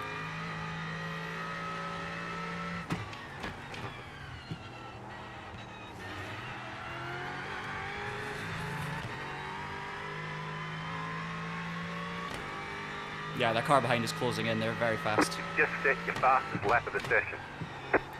I've just set my fastest of the session, a tenth off my PB. And car behind, I think, still closed in on us a little bit, so really got to drive, and that's not going to help. Got to drive perfectly from now on to try and hold that gap.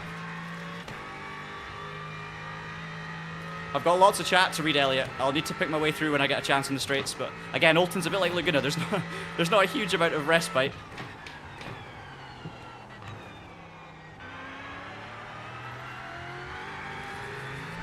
Alright, come on, let's try and get the chicane right.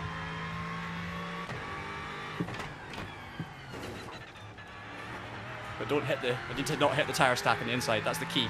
That was not terrible, but not great. Oh, don't worry, I will clip that later. You'll see that as a social clip on the channel at some point.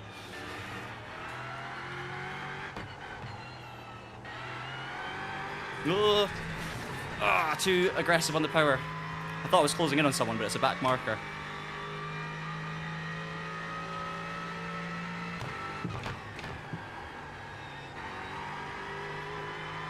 That's better.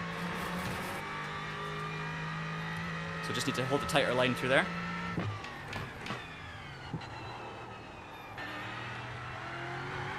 The leader is running 33.002. We're doing low 33s, mid to low 33s, and I've got... Just set your fastest lap of the session. I reckon like another 3 tenths in me. Which would put us into 32s. Optimal, well no, optimal's a 33.1, so that's what we've got in us, in the tank at the moment. The car in P8 just set the fastest lap. 32.785. But P6 is definitely closing the gap, so they are faster than us. Stay sharp. I've got to watch for this back marker as well.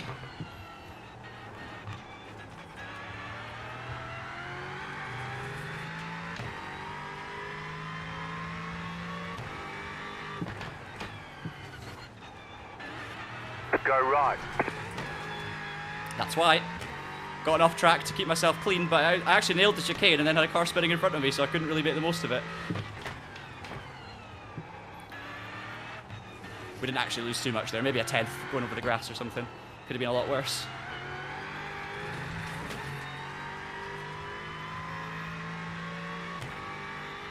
Well, it's just such, again, like I'm having to really focus here on the gaps and driving smartly. That's too fast, just to maintain everything. Hey Tom, how's it going? I'm good, thank you. How are you? You should go back and watch the first lap of this race. That's all I need to say. Right, unfortunately, because we had to cut across the chicane there, we didn't really gain anything, but that was a 33.1, so that's...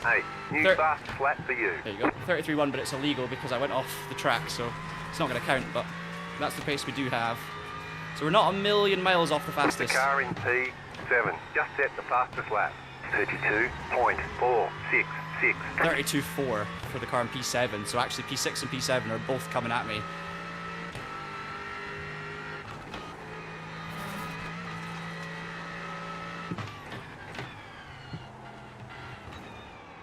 Might be a defensive job at the end of this race. Eyes forward though, I just need to keep driving as well as I can.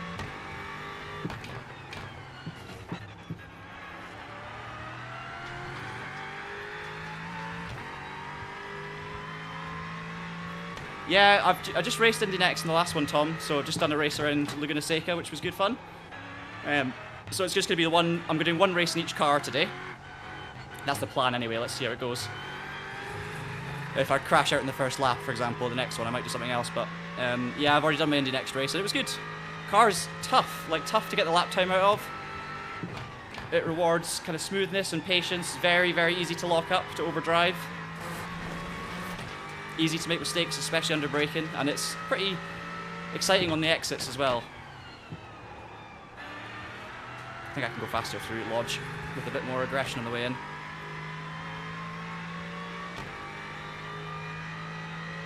Car 4 has taken the lead. Lead change. The car in P6 just set the fastest lap. Oh no. 32.289. 32.2 for the car behind. I mean, that's serious pace, so. Whereas, unfortunately, I'm P5 and P6 and 7 are the fastest two cars on track by the sounds of it. They're faster than the leaders. I'm almost matching the leader pace.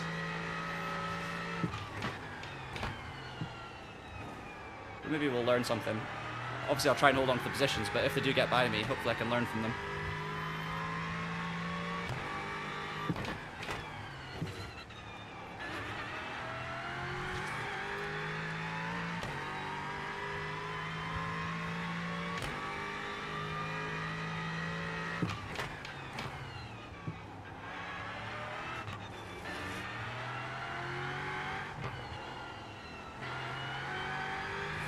Really enjoying the Aston. Feels really smooth. Definitely a car that you can survive and you can kind of, like, I can push quite comfortably at the moment. Yes, I'll still get the odd bit of oversteer on the exits, and you know, you can see me on the throttle quite early, even the traction control kicking in, but not doing enough. Try and brake a bit later into Lodge. Yeah, okay. Wow, okay. I need to be faster into Lodge, because look at the difference there. Just by being a bit later on the brakes, and I can still make the corner. So it's all about, it's not actually about speed, it's about inputs. So like if I'm more aggressive with the car, it tends to stick a little bit better. So that's good to know. So maybe I need to be a bit more aggressive in general with it. 2.4 seconds. I actually gapped P6 in that lap. Slightly.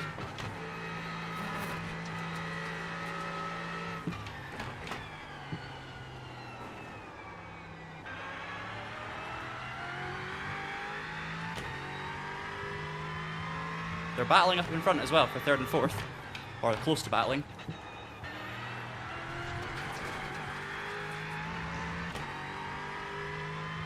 Oh, it's tense. It's tense. Happy Friday, Elvis. Hope you're good. Hope you're looking forward to the weekend. Some sim racing for yourself, maybe? Oh, no.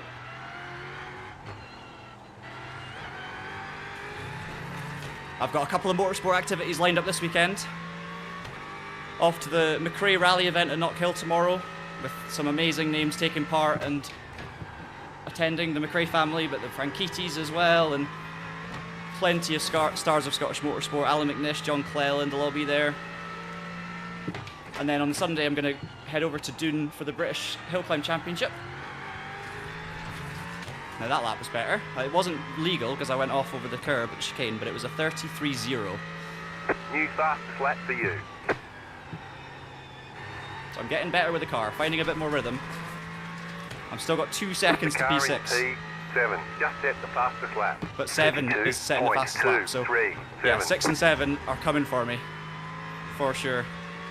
1.7 and 2.5 seconds back, but obviously we're on lap 11, so the race has not got a huge amount of time to go.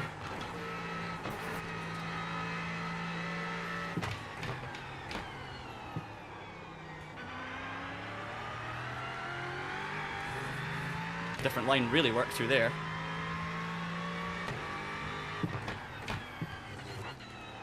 You can see that I'm unlocking lap time as the race goes on.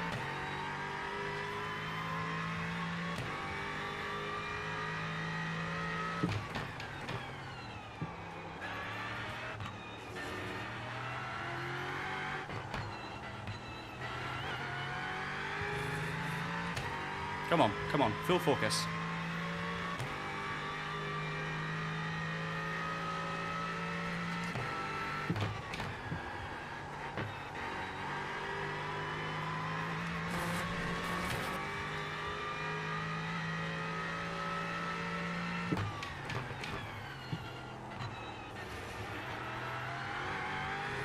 Wow, that lap was out of nowhere. First 32. You've just set your fastest lap of the session. You're basically I mean, this race I've had no one to battle with, but you're basically watching me try and learn this car and the track live, and you're seeing the different gains I'm making by essentially doing things slightly differently, making mistakes or running it in a bit deep or doing something else, and then seeing the lap time gains from that. Obviously I'm losing fuel, but I'm also using tyres as well. And generally speaking, it's when I attack a little bit more by accident, that's when the lap time comes. I kind of V'd off this hairpin a bit more in the last lap, and it made a big difference. But again, I'm 2/10 up on this lap. It's not valid, unfortunately, because I touched the gravel.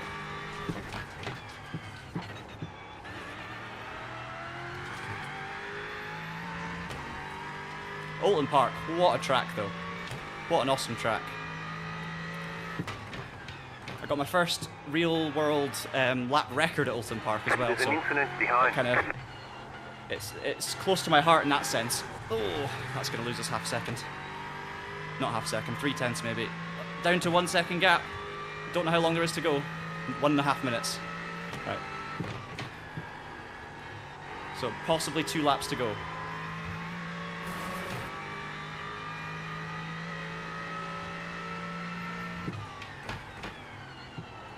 White flag, 1 more lap to go.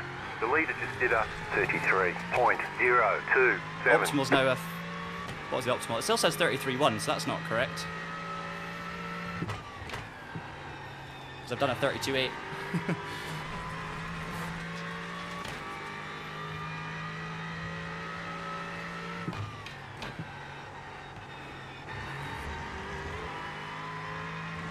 Hard to overtake here though, so I just need to park it sensibly. We should be okay.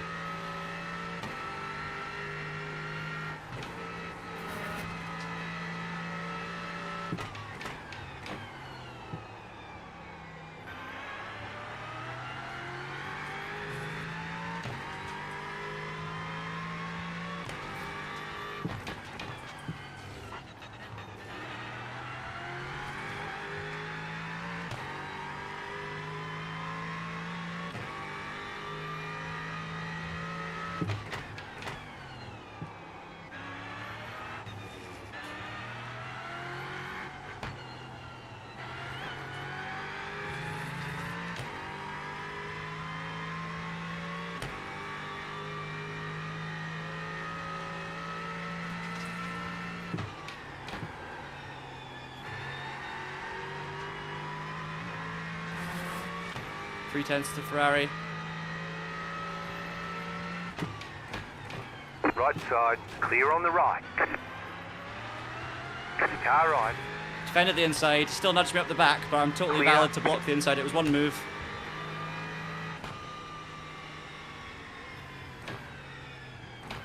I didn't move too late there. I moved to the inside to defend. He decided to brake behind me, try and sneak down the inside, but I didn't leave enough room. Bit of contact, but absolutely fine. And wow. Whew, P5. I mean, absolutely mental race, guys. Let's just look at that lap one again. I've actually only got, I've got 10 minutes before the next one, so I've got time to look at this. Just want to show you lap one again, because honestly, that was hilarious. But P5 is better than I expected there.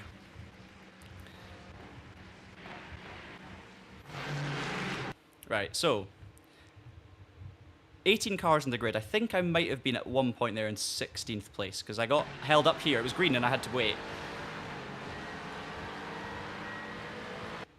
So I think at this point, let's just look behind. So I was P17 at this point, right? So 17th to 5th. So it was 12 cars. There's the first one. Round the outside the Ferrari, round the Aston.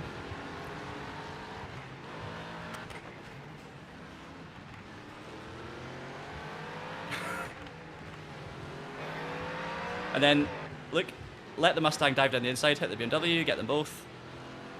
Absolutely ridiculous.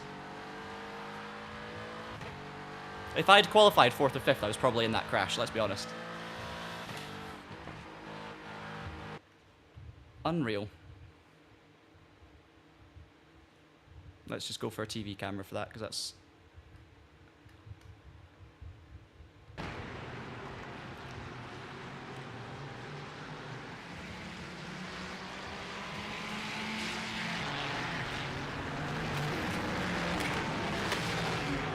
just the sound of crunching metal. Hilarious. Oh well, really, really, really happy with that race, all things considered. Definitely saving that replay.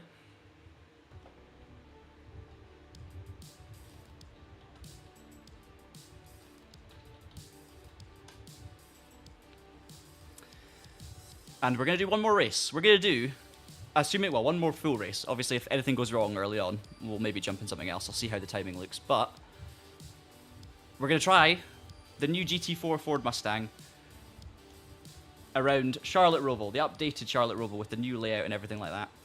We'll get the results up for this race. Actually, no, I will join the other one first, so there's no stress about timing. So GT4. Race starts at 3:30. We're going to go in the Ford Mustang.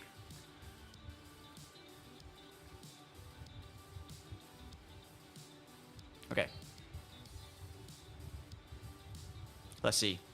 So 50 iRacing. We lost safety rating a little bit, but honestly, there was, there was some off tracks in there. There was nothing bad. Nothing dangerous. Somehow avoided a 4X at the start. We got our 32.8 fastest lap. I don't know how well you can see that on the stream, if the quality's good enough, but leader, so it was 32.5, 32.6, 32.8, 32.8, 32.8. So the two fastest guys finished behind me, 32.2 and 32.2. There's a lot of low to mid 32s and then low 33s, and as we go down 34s. So yeah, I think I was kind of hanging on there, but we ended up only 12 seconds off the lead. So it was a much better race in terms of relative pace than the Indy NXT race. It was split 2, so there were 4 splits in that event, so 2,116. But I'll certainly take it, and I'll take the iRating gains and the safety rating losses. I mean, I'll survive. I will survive. I think I need to lie down after that race, though. Whew. Hadn't actually registered. I'm going to go top up my glass of water, guys, so I will be back in a second. And then we'll get on with the GT4. And again, well, I'm going to click join before I leave, actually, so we can do a few laps. But new layout of Charlotte. I'll talk about the changes. I'll talk about the new GT4 Mustang and the new tyre model as well.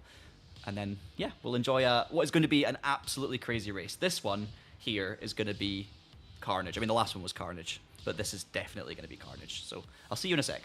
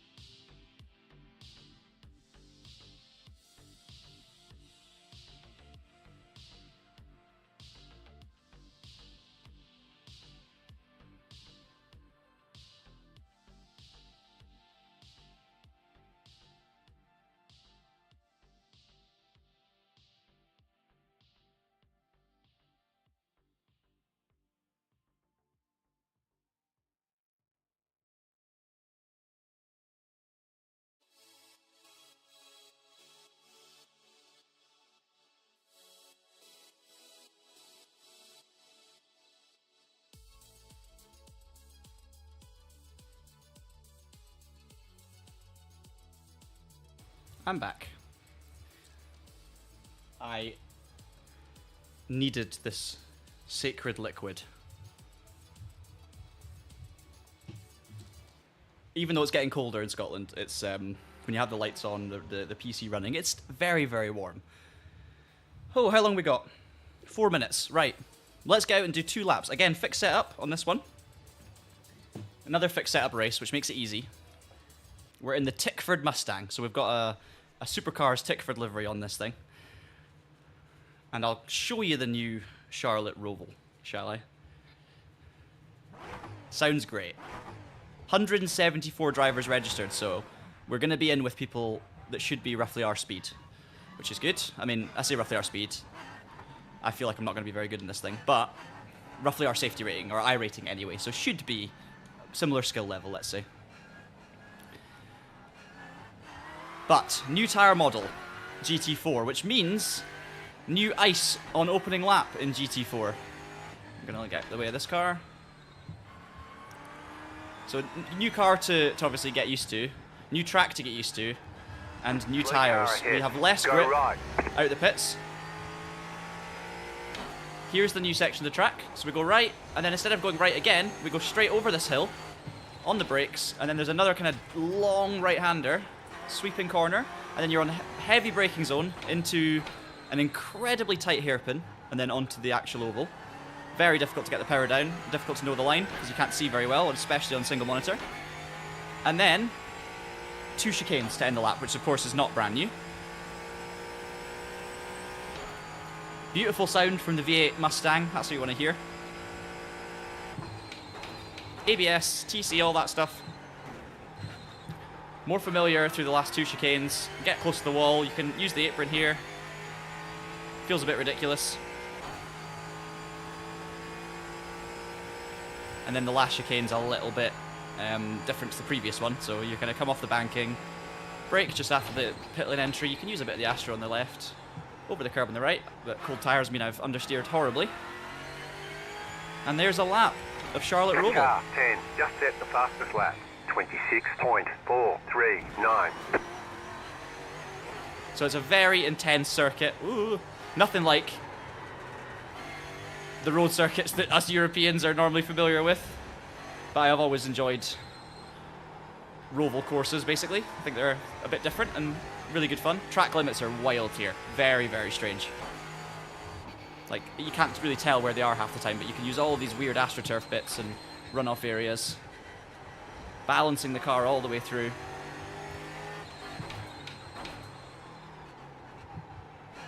I hate that you can't see the apex, so probably need to change my line through there slightly. So there you go. Car stop on the left. Go right. 198 people registered now, so lots and lots of splits.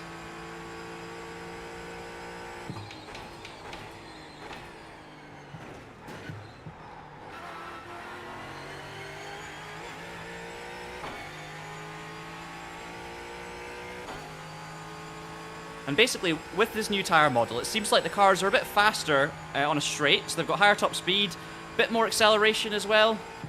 But the cars feel a bit more lively, I would say, through the corners. Ooh, they're not. I don't think there's as much grip. I think they're a bit more. It's like they're almost a bit more natural and controllable, but a little bit slower through the corners. Like there's a lower overall amount of grip, but it's in a more kind of consistent and understandable amount of grip. And then obviously you make up lap time on the straights. So I think over a lap it seems to be that the new tyre model has made these cars slightly faster, but I think on the more twisty tracks that's not the case. So it'll be very interesting to see. I think this new layout's wild. It's not obviously new, but new to iRacing. Again, more updates that you can see are probably happening because of the iRacing NASCAR game and IndyCar game that are coming up. So I can understand why there's going to be new updates to American circuits, because these are the tracks that are going to be in NASCAR 25. So it makes a lot of sense. Car stop on the left. One more practice through these last 2 chicanes. Ooh, BMW. New layout for everyone, of course, so there's lots of people getting used to this. maybe new drivers to GT4 as well. I don't think I've... This is going to sound crazy. I don't think I've ever done a GT4 race on iRacing before. So this will be my first. I believe. Oh. Okay, we're going to qualifying.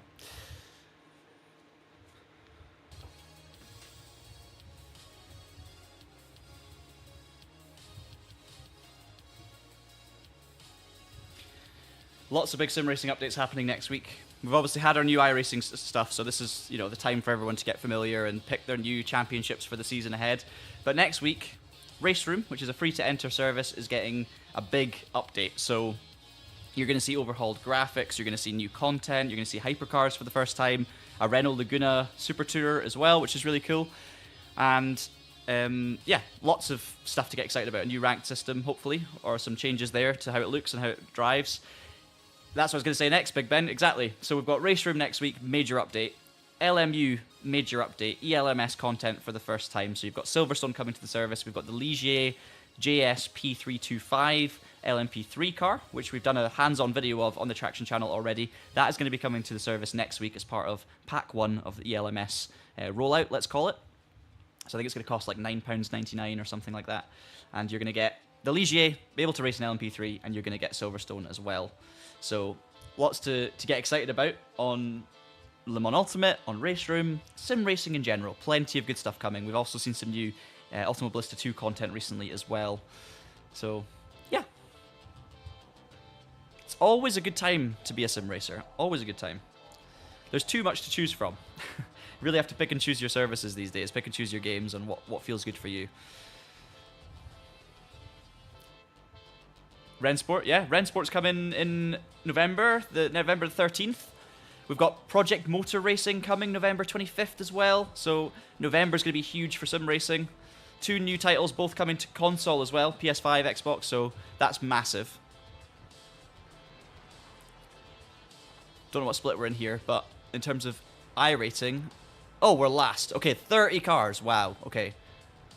So we are the lowest I rating of everyone, and we're 30th. So that means we're in a higher split, maybe than, you know, if we were slightly lower I rating, we'd be in the split below. So we are not expected to do well in this. Hey, I like that. No expectation. Anything's a bonus. We've got 8 minutes to qualify. So yeah, we'll see what happens. Not really warmed up. I have done 2 laps, and you know, not horrendous. Yeah, NASCAR 25 exactly coming to. Is it coming to Steam? I think. I thought there was a... I thought it was coming to consoles first. Either way. We've got the information on the Traction website. I probably need to read our website again to remind myself of all the details, but I think it's coming to consoles first.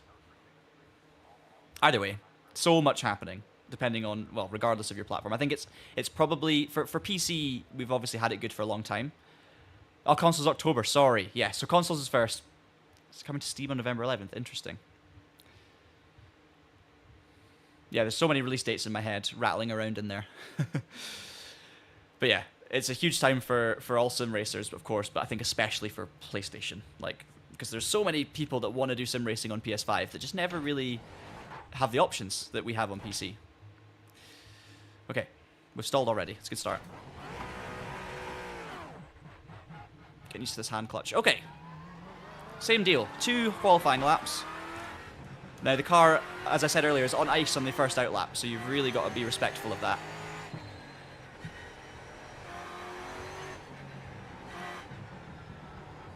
Get everything warmed up a little bit. Yeah. It makes sense. Which podcast is that, Ben?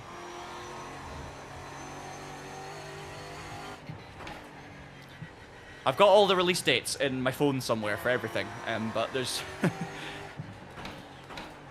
I need to inject it into my brain a bit more. Oh, Simcast, awesome. Oh, brilliant.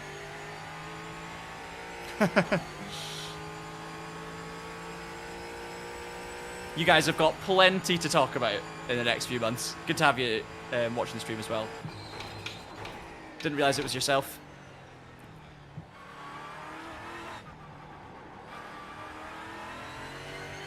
Okay.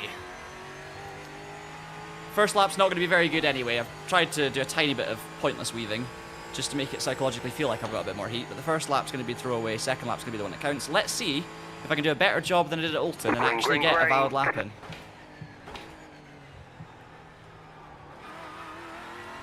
Okay, here comes your first timed lap.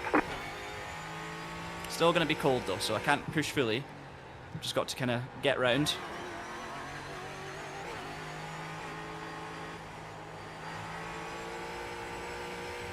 Car sliding through turn 1.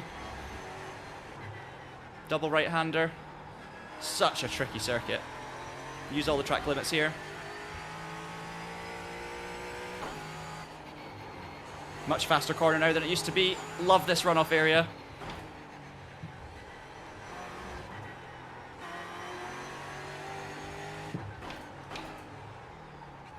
Oh, I missed the brake in there. Got the wrong line.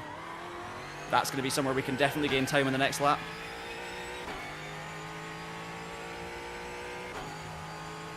I went a tiny bit too late on the brakes. Tires weren't quite in, and I just didn't, you know, I couldn't get the car rotated, couldn't get the front end to bite enough.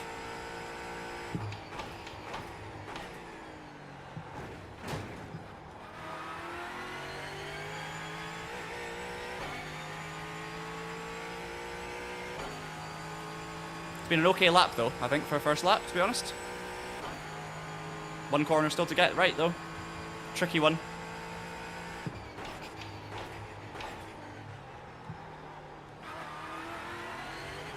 One more lap. Not the best, not the worst. Touched the wall as well in the exit. Oops.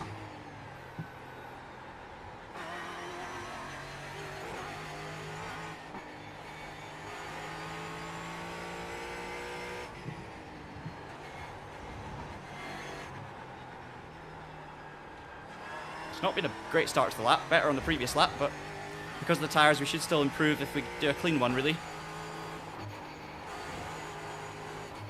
It's not going to help. A bit of grass. Late on the brakes.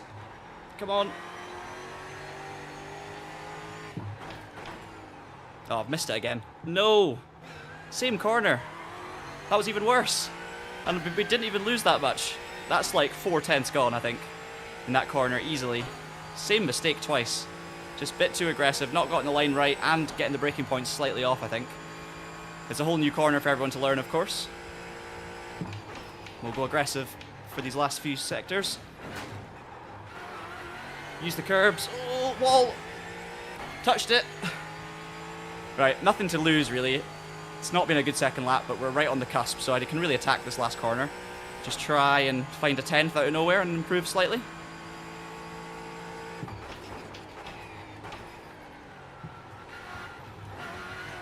Wow, okay, just cut the track more and look at the gain. Okay. That's it. 26-0. Where does it put us? 18th. All right, there's the checkered flag. 18th out of 30. Okay. You could see how much we lost, though. I think... I don't know. I realise now how much I can cut the corner in that last chicane. I was being far too tentative. Lots of bends, yeah. Lots of bends in sim racing. Lots of Daves. Yeah, like, I mean, I thought this was going to be illegal, but I went for it, and I'm so glad I did, because look. I mean, that's... I think you just have to touch that white and red curb with your left-hand side. I mean, gained, like, literally 3.5 tenths. Do you like the Tickford livery? We've got the Thomas Randall Castrol Mustang. It just looks like epic.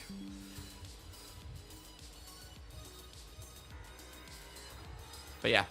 I mean, it wasn't a good lap. You saw the mistake into the hairpin. We're 18th out of 30 with the 30th highest iRating. I think that's okay. I think, yeah, you can see there's a whole heap of people in and around where we are that I should be on a decent lap. And I've said this every single time. Everyone's the same. Like, all of these people might have lost 4/10s too, right? But that is the portion of the track that I want to be, that I was looking at being in. Kind of mid-25, something there. Don't know if that's maybe too ambitious. Maybe like a 25.7 or something. So, 30 cars in the field, 19th on the grid at the moment, could get worse. Is it top 15 we look for here, guys? I mean, these GT4 races are absolutely stacked. So many quick drivers. Again, first GT4 race, so we're going to be learning on the go. I don't know if I am top split. We'll see the strength of the field. I might be, but, I mean, there's 200 people registered. So, I think it's more Where would I be out of 200? If I'm 60th highest I rating out of 200, or 30th. So I'm either top or second split, probably. But we'll find out when we see the strength of field.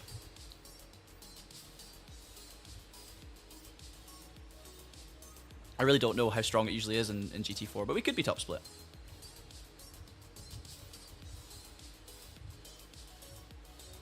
Some really, I mean, 24 too, that's incredible. Really, anyone in the 24s. But I think there's so much time to be had here with track limits, and obviously the driving, there's always, you know, all the time is in just great driving and being really precise and nailing your curbs and doing everything right. You gain so much in places that you just don't know exist.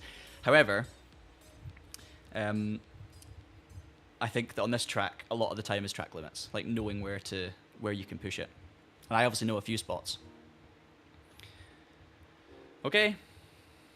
It is cool, isn't it, Jason? I actually really like it. I think it's different, it's unique, it's not like any European road course. I've raced around Charlotte Roval in like MX-5s a decade ago, probably.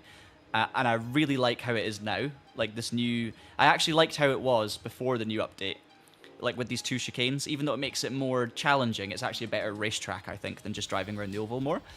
However, this new layout, I love the new section from like turn 3 and 4. I'm not sure on the hairpin, it's so tight, it's horrible in a GT4, and I didn't get it right on any of the laps that you've seen here. I got it right in a couple of laps during practice.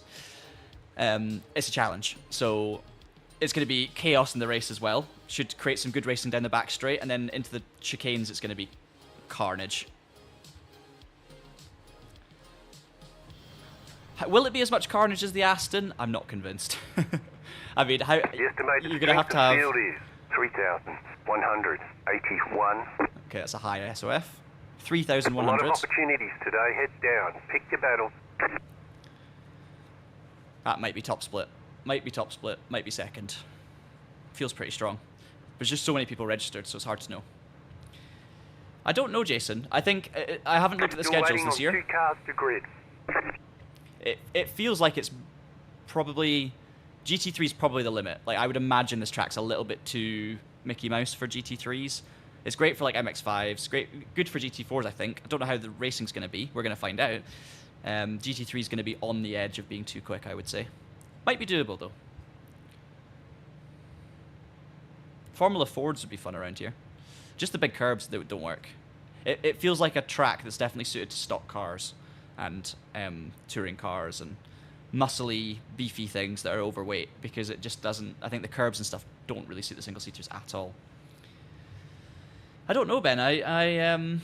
It could be. It could be. I mean, because they've got, obviously, their specific American championship, they're going to go to loads of different circuits.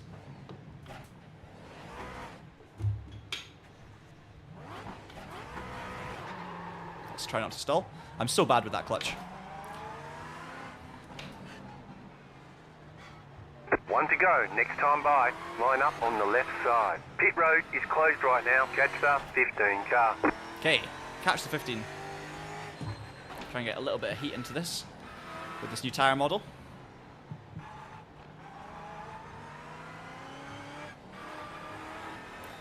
On LMU, I'd probably get a drive-through for erratic driving at this point.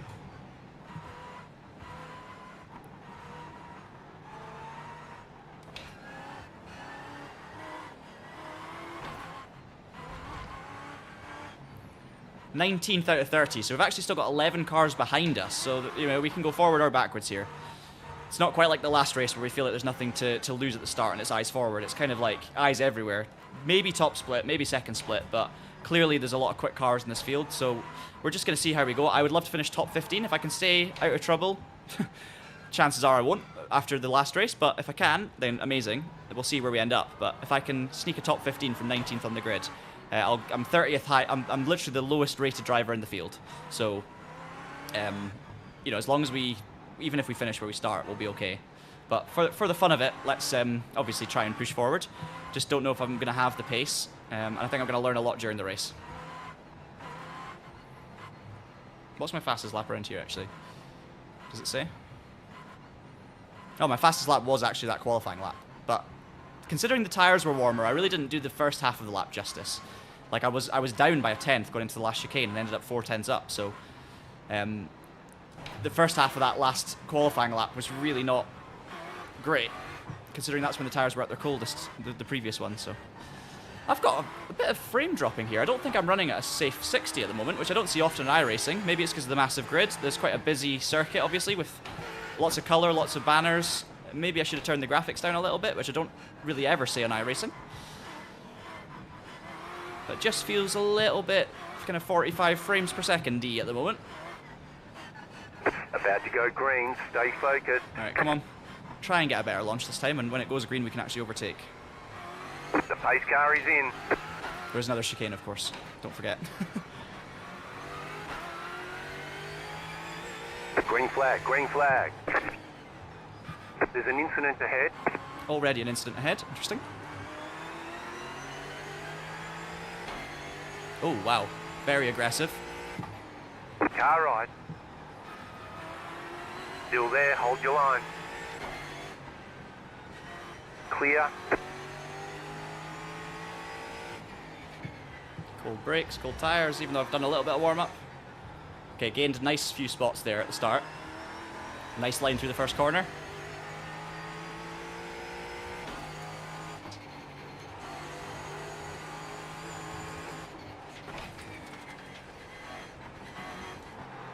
I want to be on the inside for the hairpin. Okay, Mustang wants to be on the inside. We'll let that happen. I was going to do what the Mustang did almost, and then the Mustang dived across, and fair play, did it just in time to stop me doing it, but it was touch and go.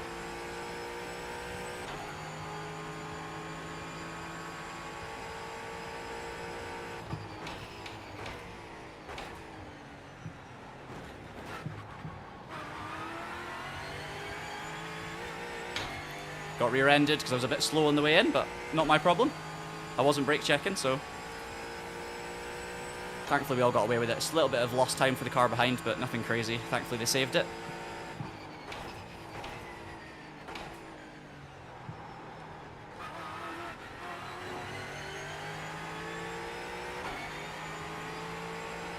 Whoa, okay, I had to slam on the brakes there. That got a bit dicey. Car right. This is intense. You're on the right.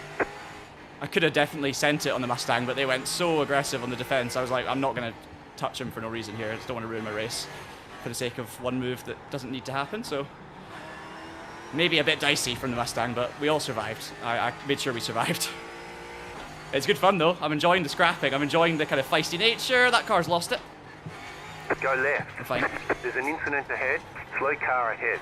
Car stopped ahead. Another Go one. left. Car on your left. Still there. Still there. Clear. Okay. A few more spots. Absolutely frantic. People getting used to the new GT4 tyre model. We've got a little bit of a clean run into the braking zone for once though, which is nice.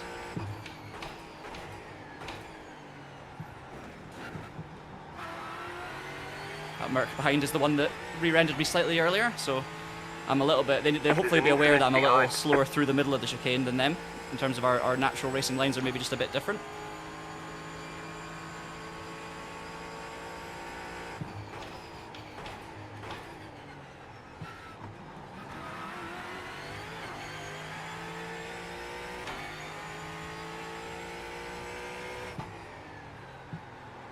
There's an incident ahead. Another incident ahead. Ooh. Almost copied the Mustang in front of me.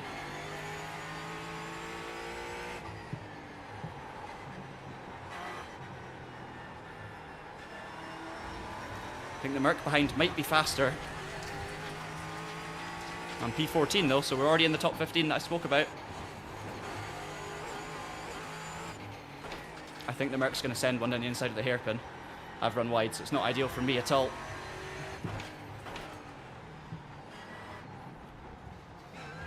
Okay, I kind of parked it on the apex, and then the Mustang just absolutely sent it on the Merc behind. Don't know if it was super clean. It's really hard to tell, but that hairpin is such a pinch point. It almost feels like it should be a permanent yellow flag. You can just, if you want to overtake, all you need to do is just park it on the inside, and then the car that you're overtaking's got nothing. So if you want to defend it, you have to go all the way to the inside, and if you do that, you're not only compromising your line hugely, but you're going to then go down the inside of the car in front. Like it's such a racecraft heavy ratio rather than just speed and line. It's like, I mean, it's proper racing in a way, but it does create some really weird, unnatural situations. P2, just set the fastest lap, 24.5. Like, I obviously defended the inside and it worked, and I did nothing wrong, I don't think, but then it just left the Merc to go outside Just set your fastest lap of the session. rather than park behind me, and then obviously another car just dives down the inside and barges them out of the way. But they left the room, so fascinating. I think the Merc was faster as well, so we might see them coming back through. They'll be sick of the sight of my car because they always lose when they're behind me by the looks of it.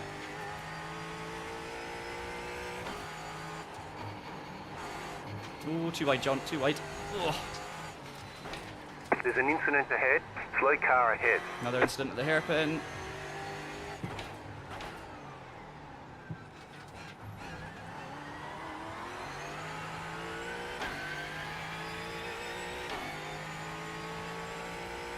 Wow, this is I'm really enjoying this. It's a new update. The mirror size, you can actually change it whilst I think in the pit garage in the menu.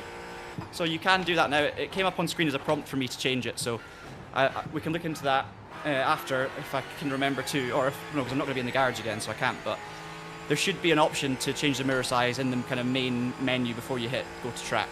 So that's just something that's new, and I upped it by one click essentially, one size The car bigger. in P1, just set the fastest lap, 24.488. I'm so glad I attacked that chicane in qualifying because now I know how much I can cut every lap. That was your fastest lap of the session. Mustang riding the curbs nicely. Pretty good at it. Haven't really talked much about it. It is a new car, of course, but because I've not done many GT4 races or any on iRacing, I've not really got too much to compare it to. But I'm hearing a lot of people really enjoying driving it, and I love the sound. I'm enjoying the handling characteristics. Just feels like a really well put together car. And I think it looks awesome as well, so. Car on your left. Keep to the right, clear. I kind of wanted that Mustang to go because they were the one I think that sent it on the Merc before, and I don't want to get into an incident, so I could have blocked them on the inside, but I'm going to play the long game a little bit, let them hopefully catch the cars in front, and then, I'm hoping they're faster than me anyway, and then maybe they'll go for some moves, and then I'll pick up some positions from that.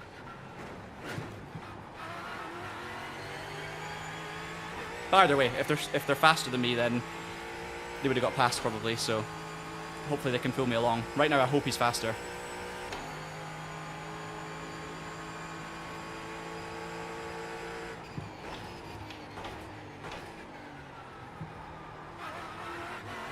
Wow, cannot see when you go over the curbs.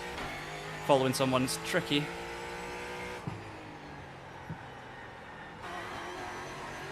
Ooh, Mustang's in the wall. Now I'm regretting it. They're all over the place. Different Merc behind us now than the one earlier.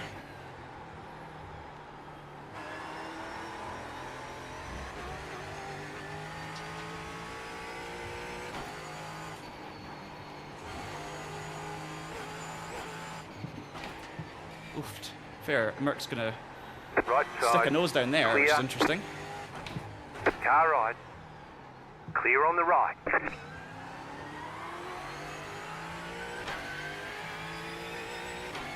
Got 7 seconds to P17, so there's been incidents behind. So basically it's top 16 as a kind of big group here, which is nice to know. I've got a bit of a buffer, but let's try and obviously look forward. Hopefully we can make some inroads with some clean air. If the Mustang can get a bit cleaner, hopefully they can do some catching up.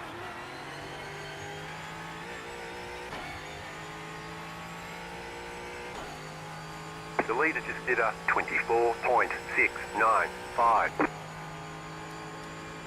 Don't think my pace is very strong. Hasn't been in this race.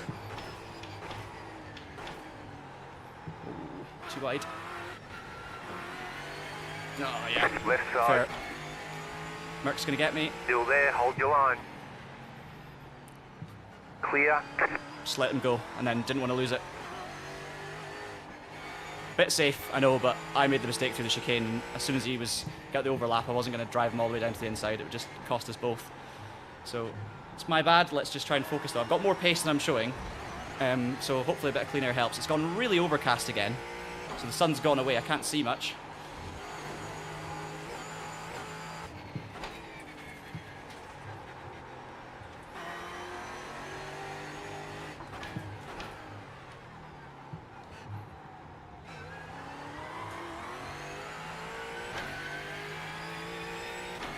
Well, Merc's going straight through in the Mustang, so I think Eric's got a bit of pace.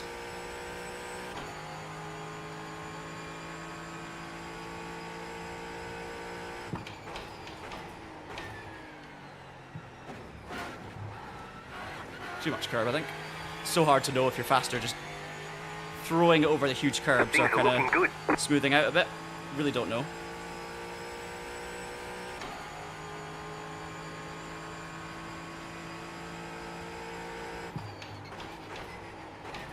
Oh, that's too deep.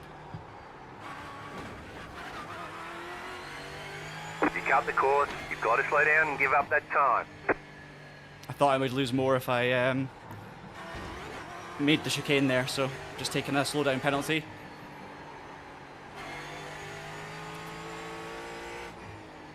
Big mistake for me, just pushing a little bit too hard into the last corner, brake too late, and you could feel it straight away. The ABS was like, no chance.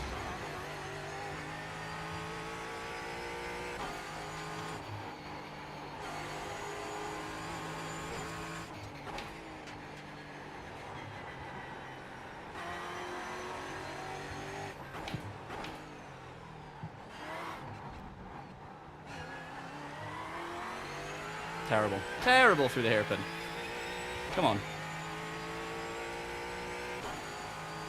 I need to sort my driving out now because the train behind are suddenly coming, and I should be fine if I settle down, but I'm just driving scrappy here.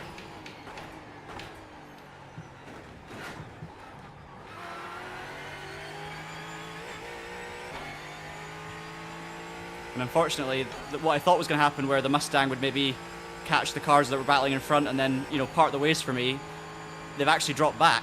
So then all we've done is got further behind. Okay, here we go.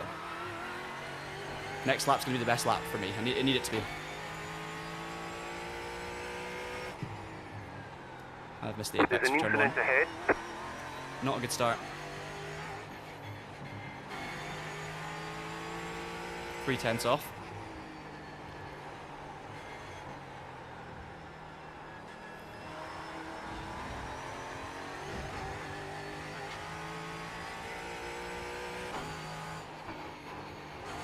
More of the curb needed there.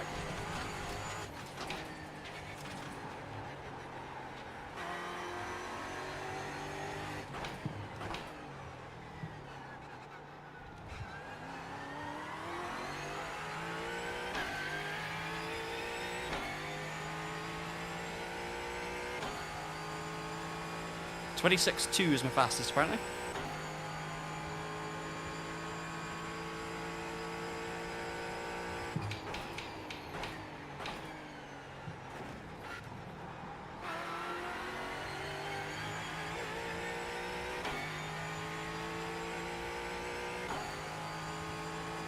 Kind of stabilised the train behind, but lost a bit to the cars in front.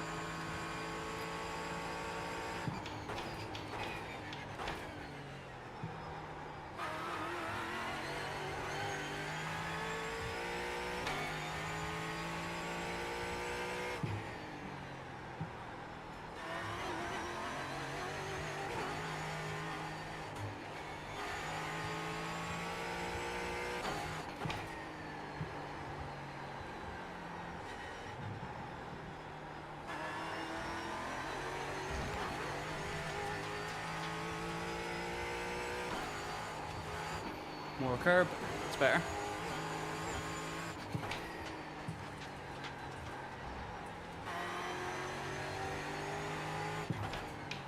That's what I did in qualifying. Just got the corner before it too good, and then, you know, committed at the wrong angle into the next one, and there you go, 4/10. So just making a sizable mistake every lap here, unfortunately, which is really eating into our progress. More incidents behind us as well, which is spread out a bit.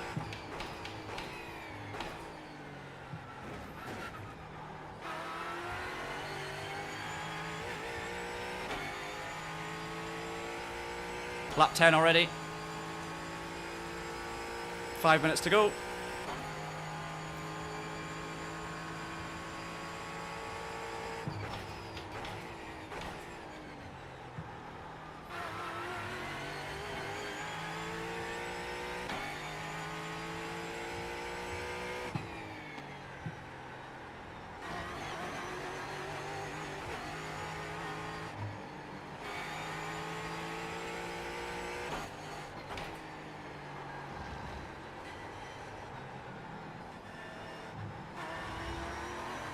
Too wide.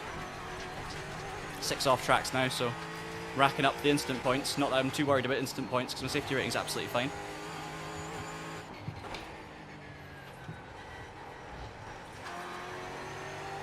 Such a weird line through that long right-hander. You can either go in what I'm doing, which is kind of safe, a bit slow on the way in, keep it tight and give myself more options for the left, which I'm not taking, or you could do what other people seem to do, which is go in a little bit faster, I think, to the right-hander, a bit more aggressive, and sacrifice a bit more there, gaining on entry essentially, but then pulling it back across after. So they're kind of, I seem to be losing time by being a bit too safe there, a bit too long-term focused, and actually just losing too much on entry.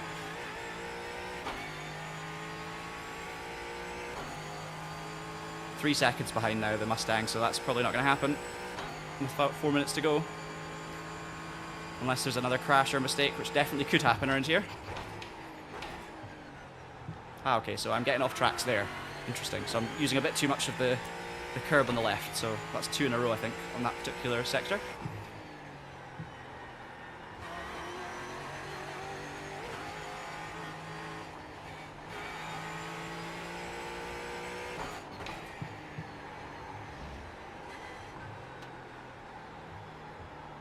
So patient through the double right. I'm doing the same thing again, so need to be more patient. Get the line a bit better, sacrifice a bit more of the first maybe for the second. This is the one I'm talking about, where I'm taking quite a narrow line.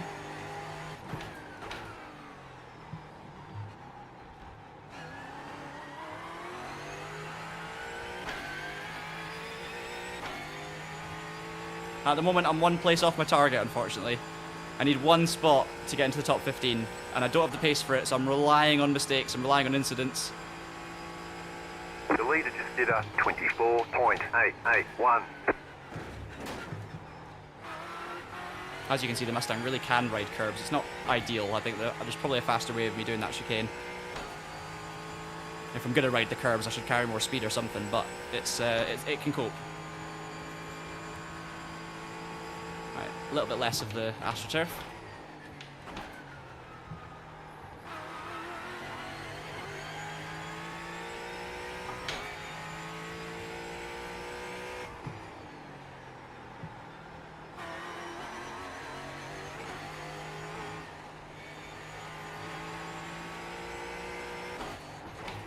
Right. A little bit more patient on this one. Before I get the power, now go on the power. Yeah. That's what I was meaning to do. Just a tiny bit impatient, getting on the power too early last 2 laps in a row will get me those off tracks. Go a bit more aggressive into here maybe. Not quite.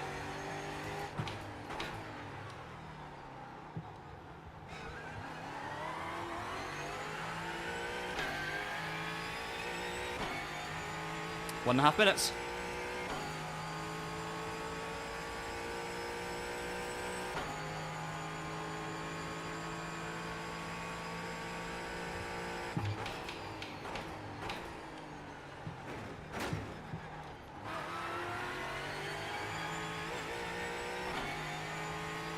Closed in on the Mustang on this lap. It's too little too late, of course, but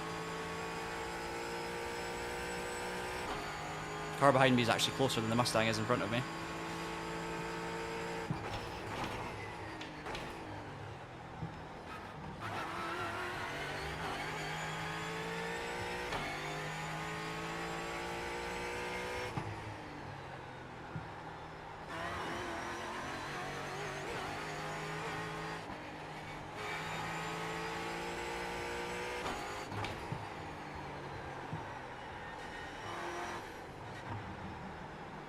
That was actually a better line through there. went in a bit faster and actually got a better shape of racing line through the corner, double apex, so... Again, as usual, learning how to do things better towards the end of a race.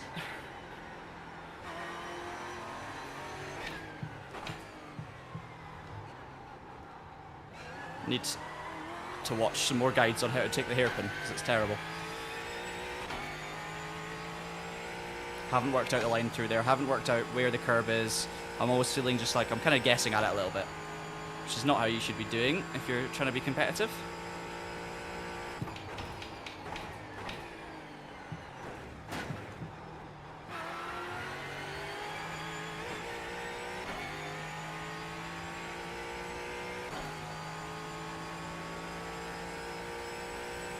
Closed in more on the Mustang on this last few laps. White flag, stay smooth. Ah, missed the turn in.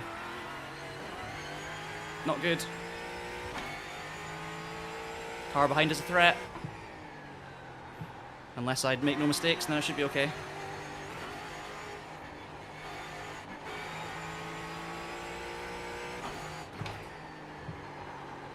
What a cool track. I'm a big fan of this new Charlotte layout. I just think it's fun, it's different. Enjoy the track limits, actually. I like being able to just use more of the road. Just visually, it's kind of satisfying, like feeling like you're using everything you possibly can. Big fan. Wouldn't want to race around here every day, and this hairpin does suck, but it also creates some kind of interesting racing moments, and racecraft is front and center. Hey Dave, welcome. Good to see you. This is actually my last lap. Don't know when you joined, but hope you're doing good. What have you been racing recently?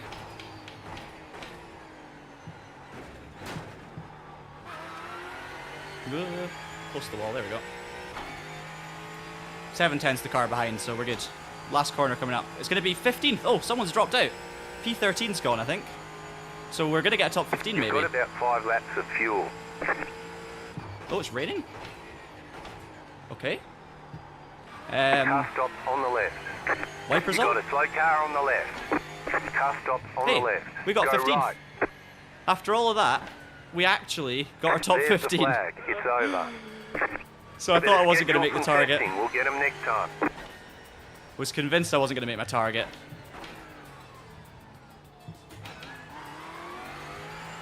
Excellent. That was good fun. Let's turn the traction control off and see how it feels. In real life, a lot of the GT4 teams do turn their traction control off. Oh, it won't let me.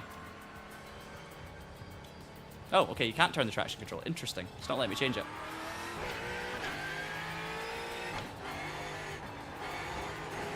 Big fan of the Mustang. I'll show you how it looks as well. When you're actually racing, we'll maybe go back and watch the first lap, because that was quite fun. With the Castrol livery. Ah, some sunlight.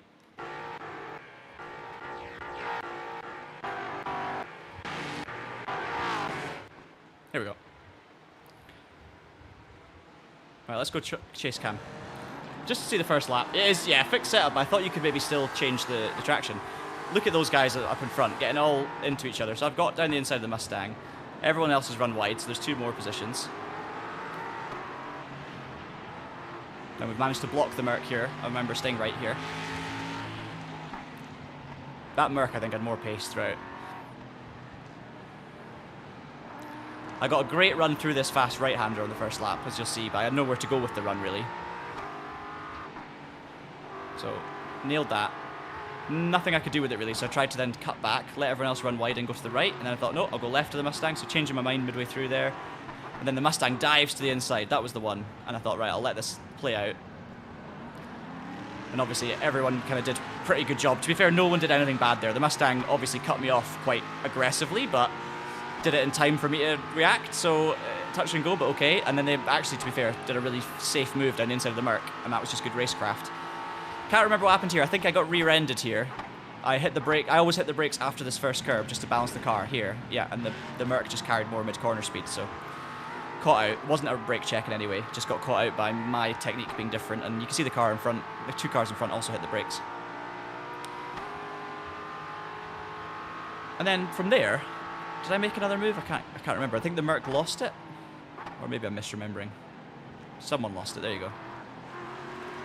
Oh yeah, then the Mustang went slow, and then it blocked me down the inside, so I was going to go for it. And then there, the Mustang was just cutting me off. So all of a sudden we're kind of held up. So yeah, good fun racing early doors, I would say. Like, I actually really enjoyed it.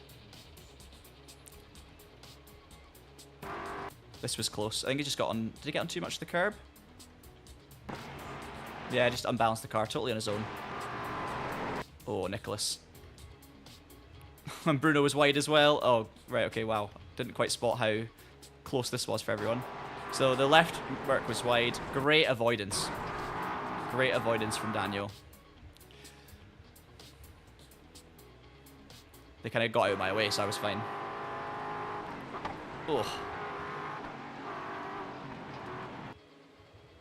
And there was another one spun on the right, and then that was back to normal, so... Oh, yeah. Mustang way over the curb. Anyway, let's see the results. 15th with the 30th iRating, so that should be okay. We're going to save the replay. Mustang GT4 first race. There we go.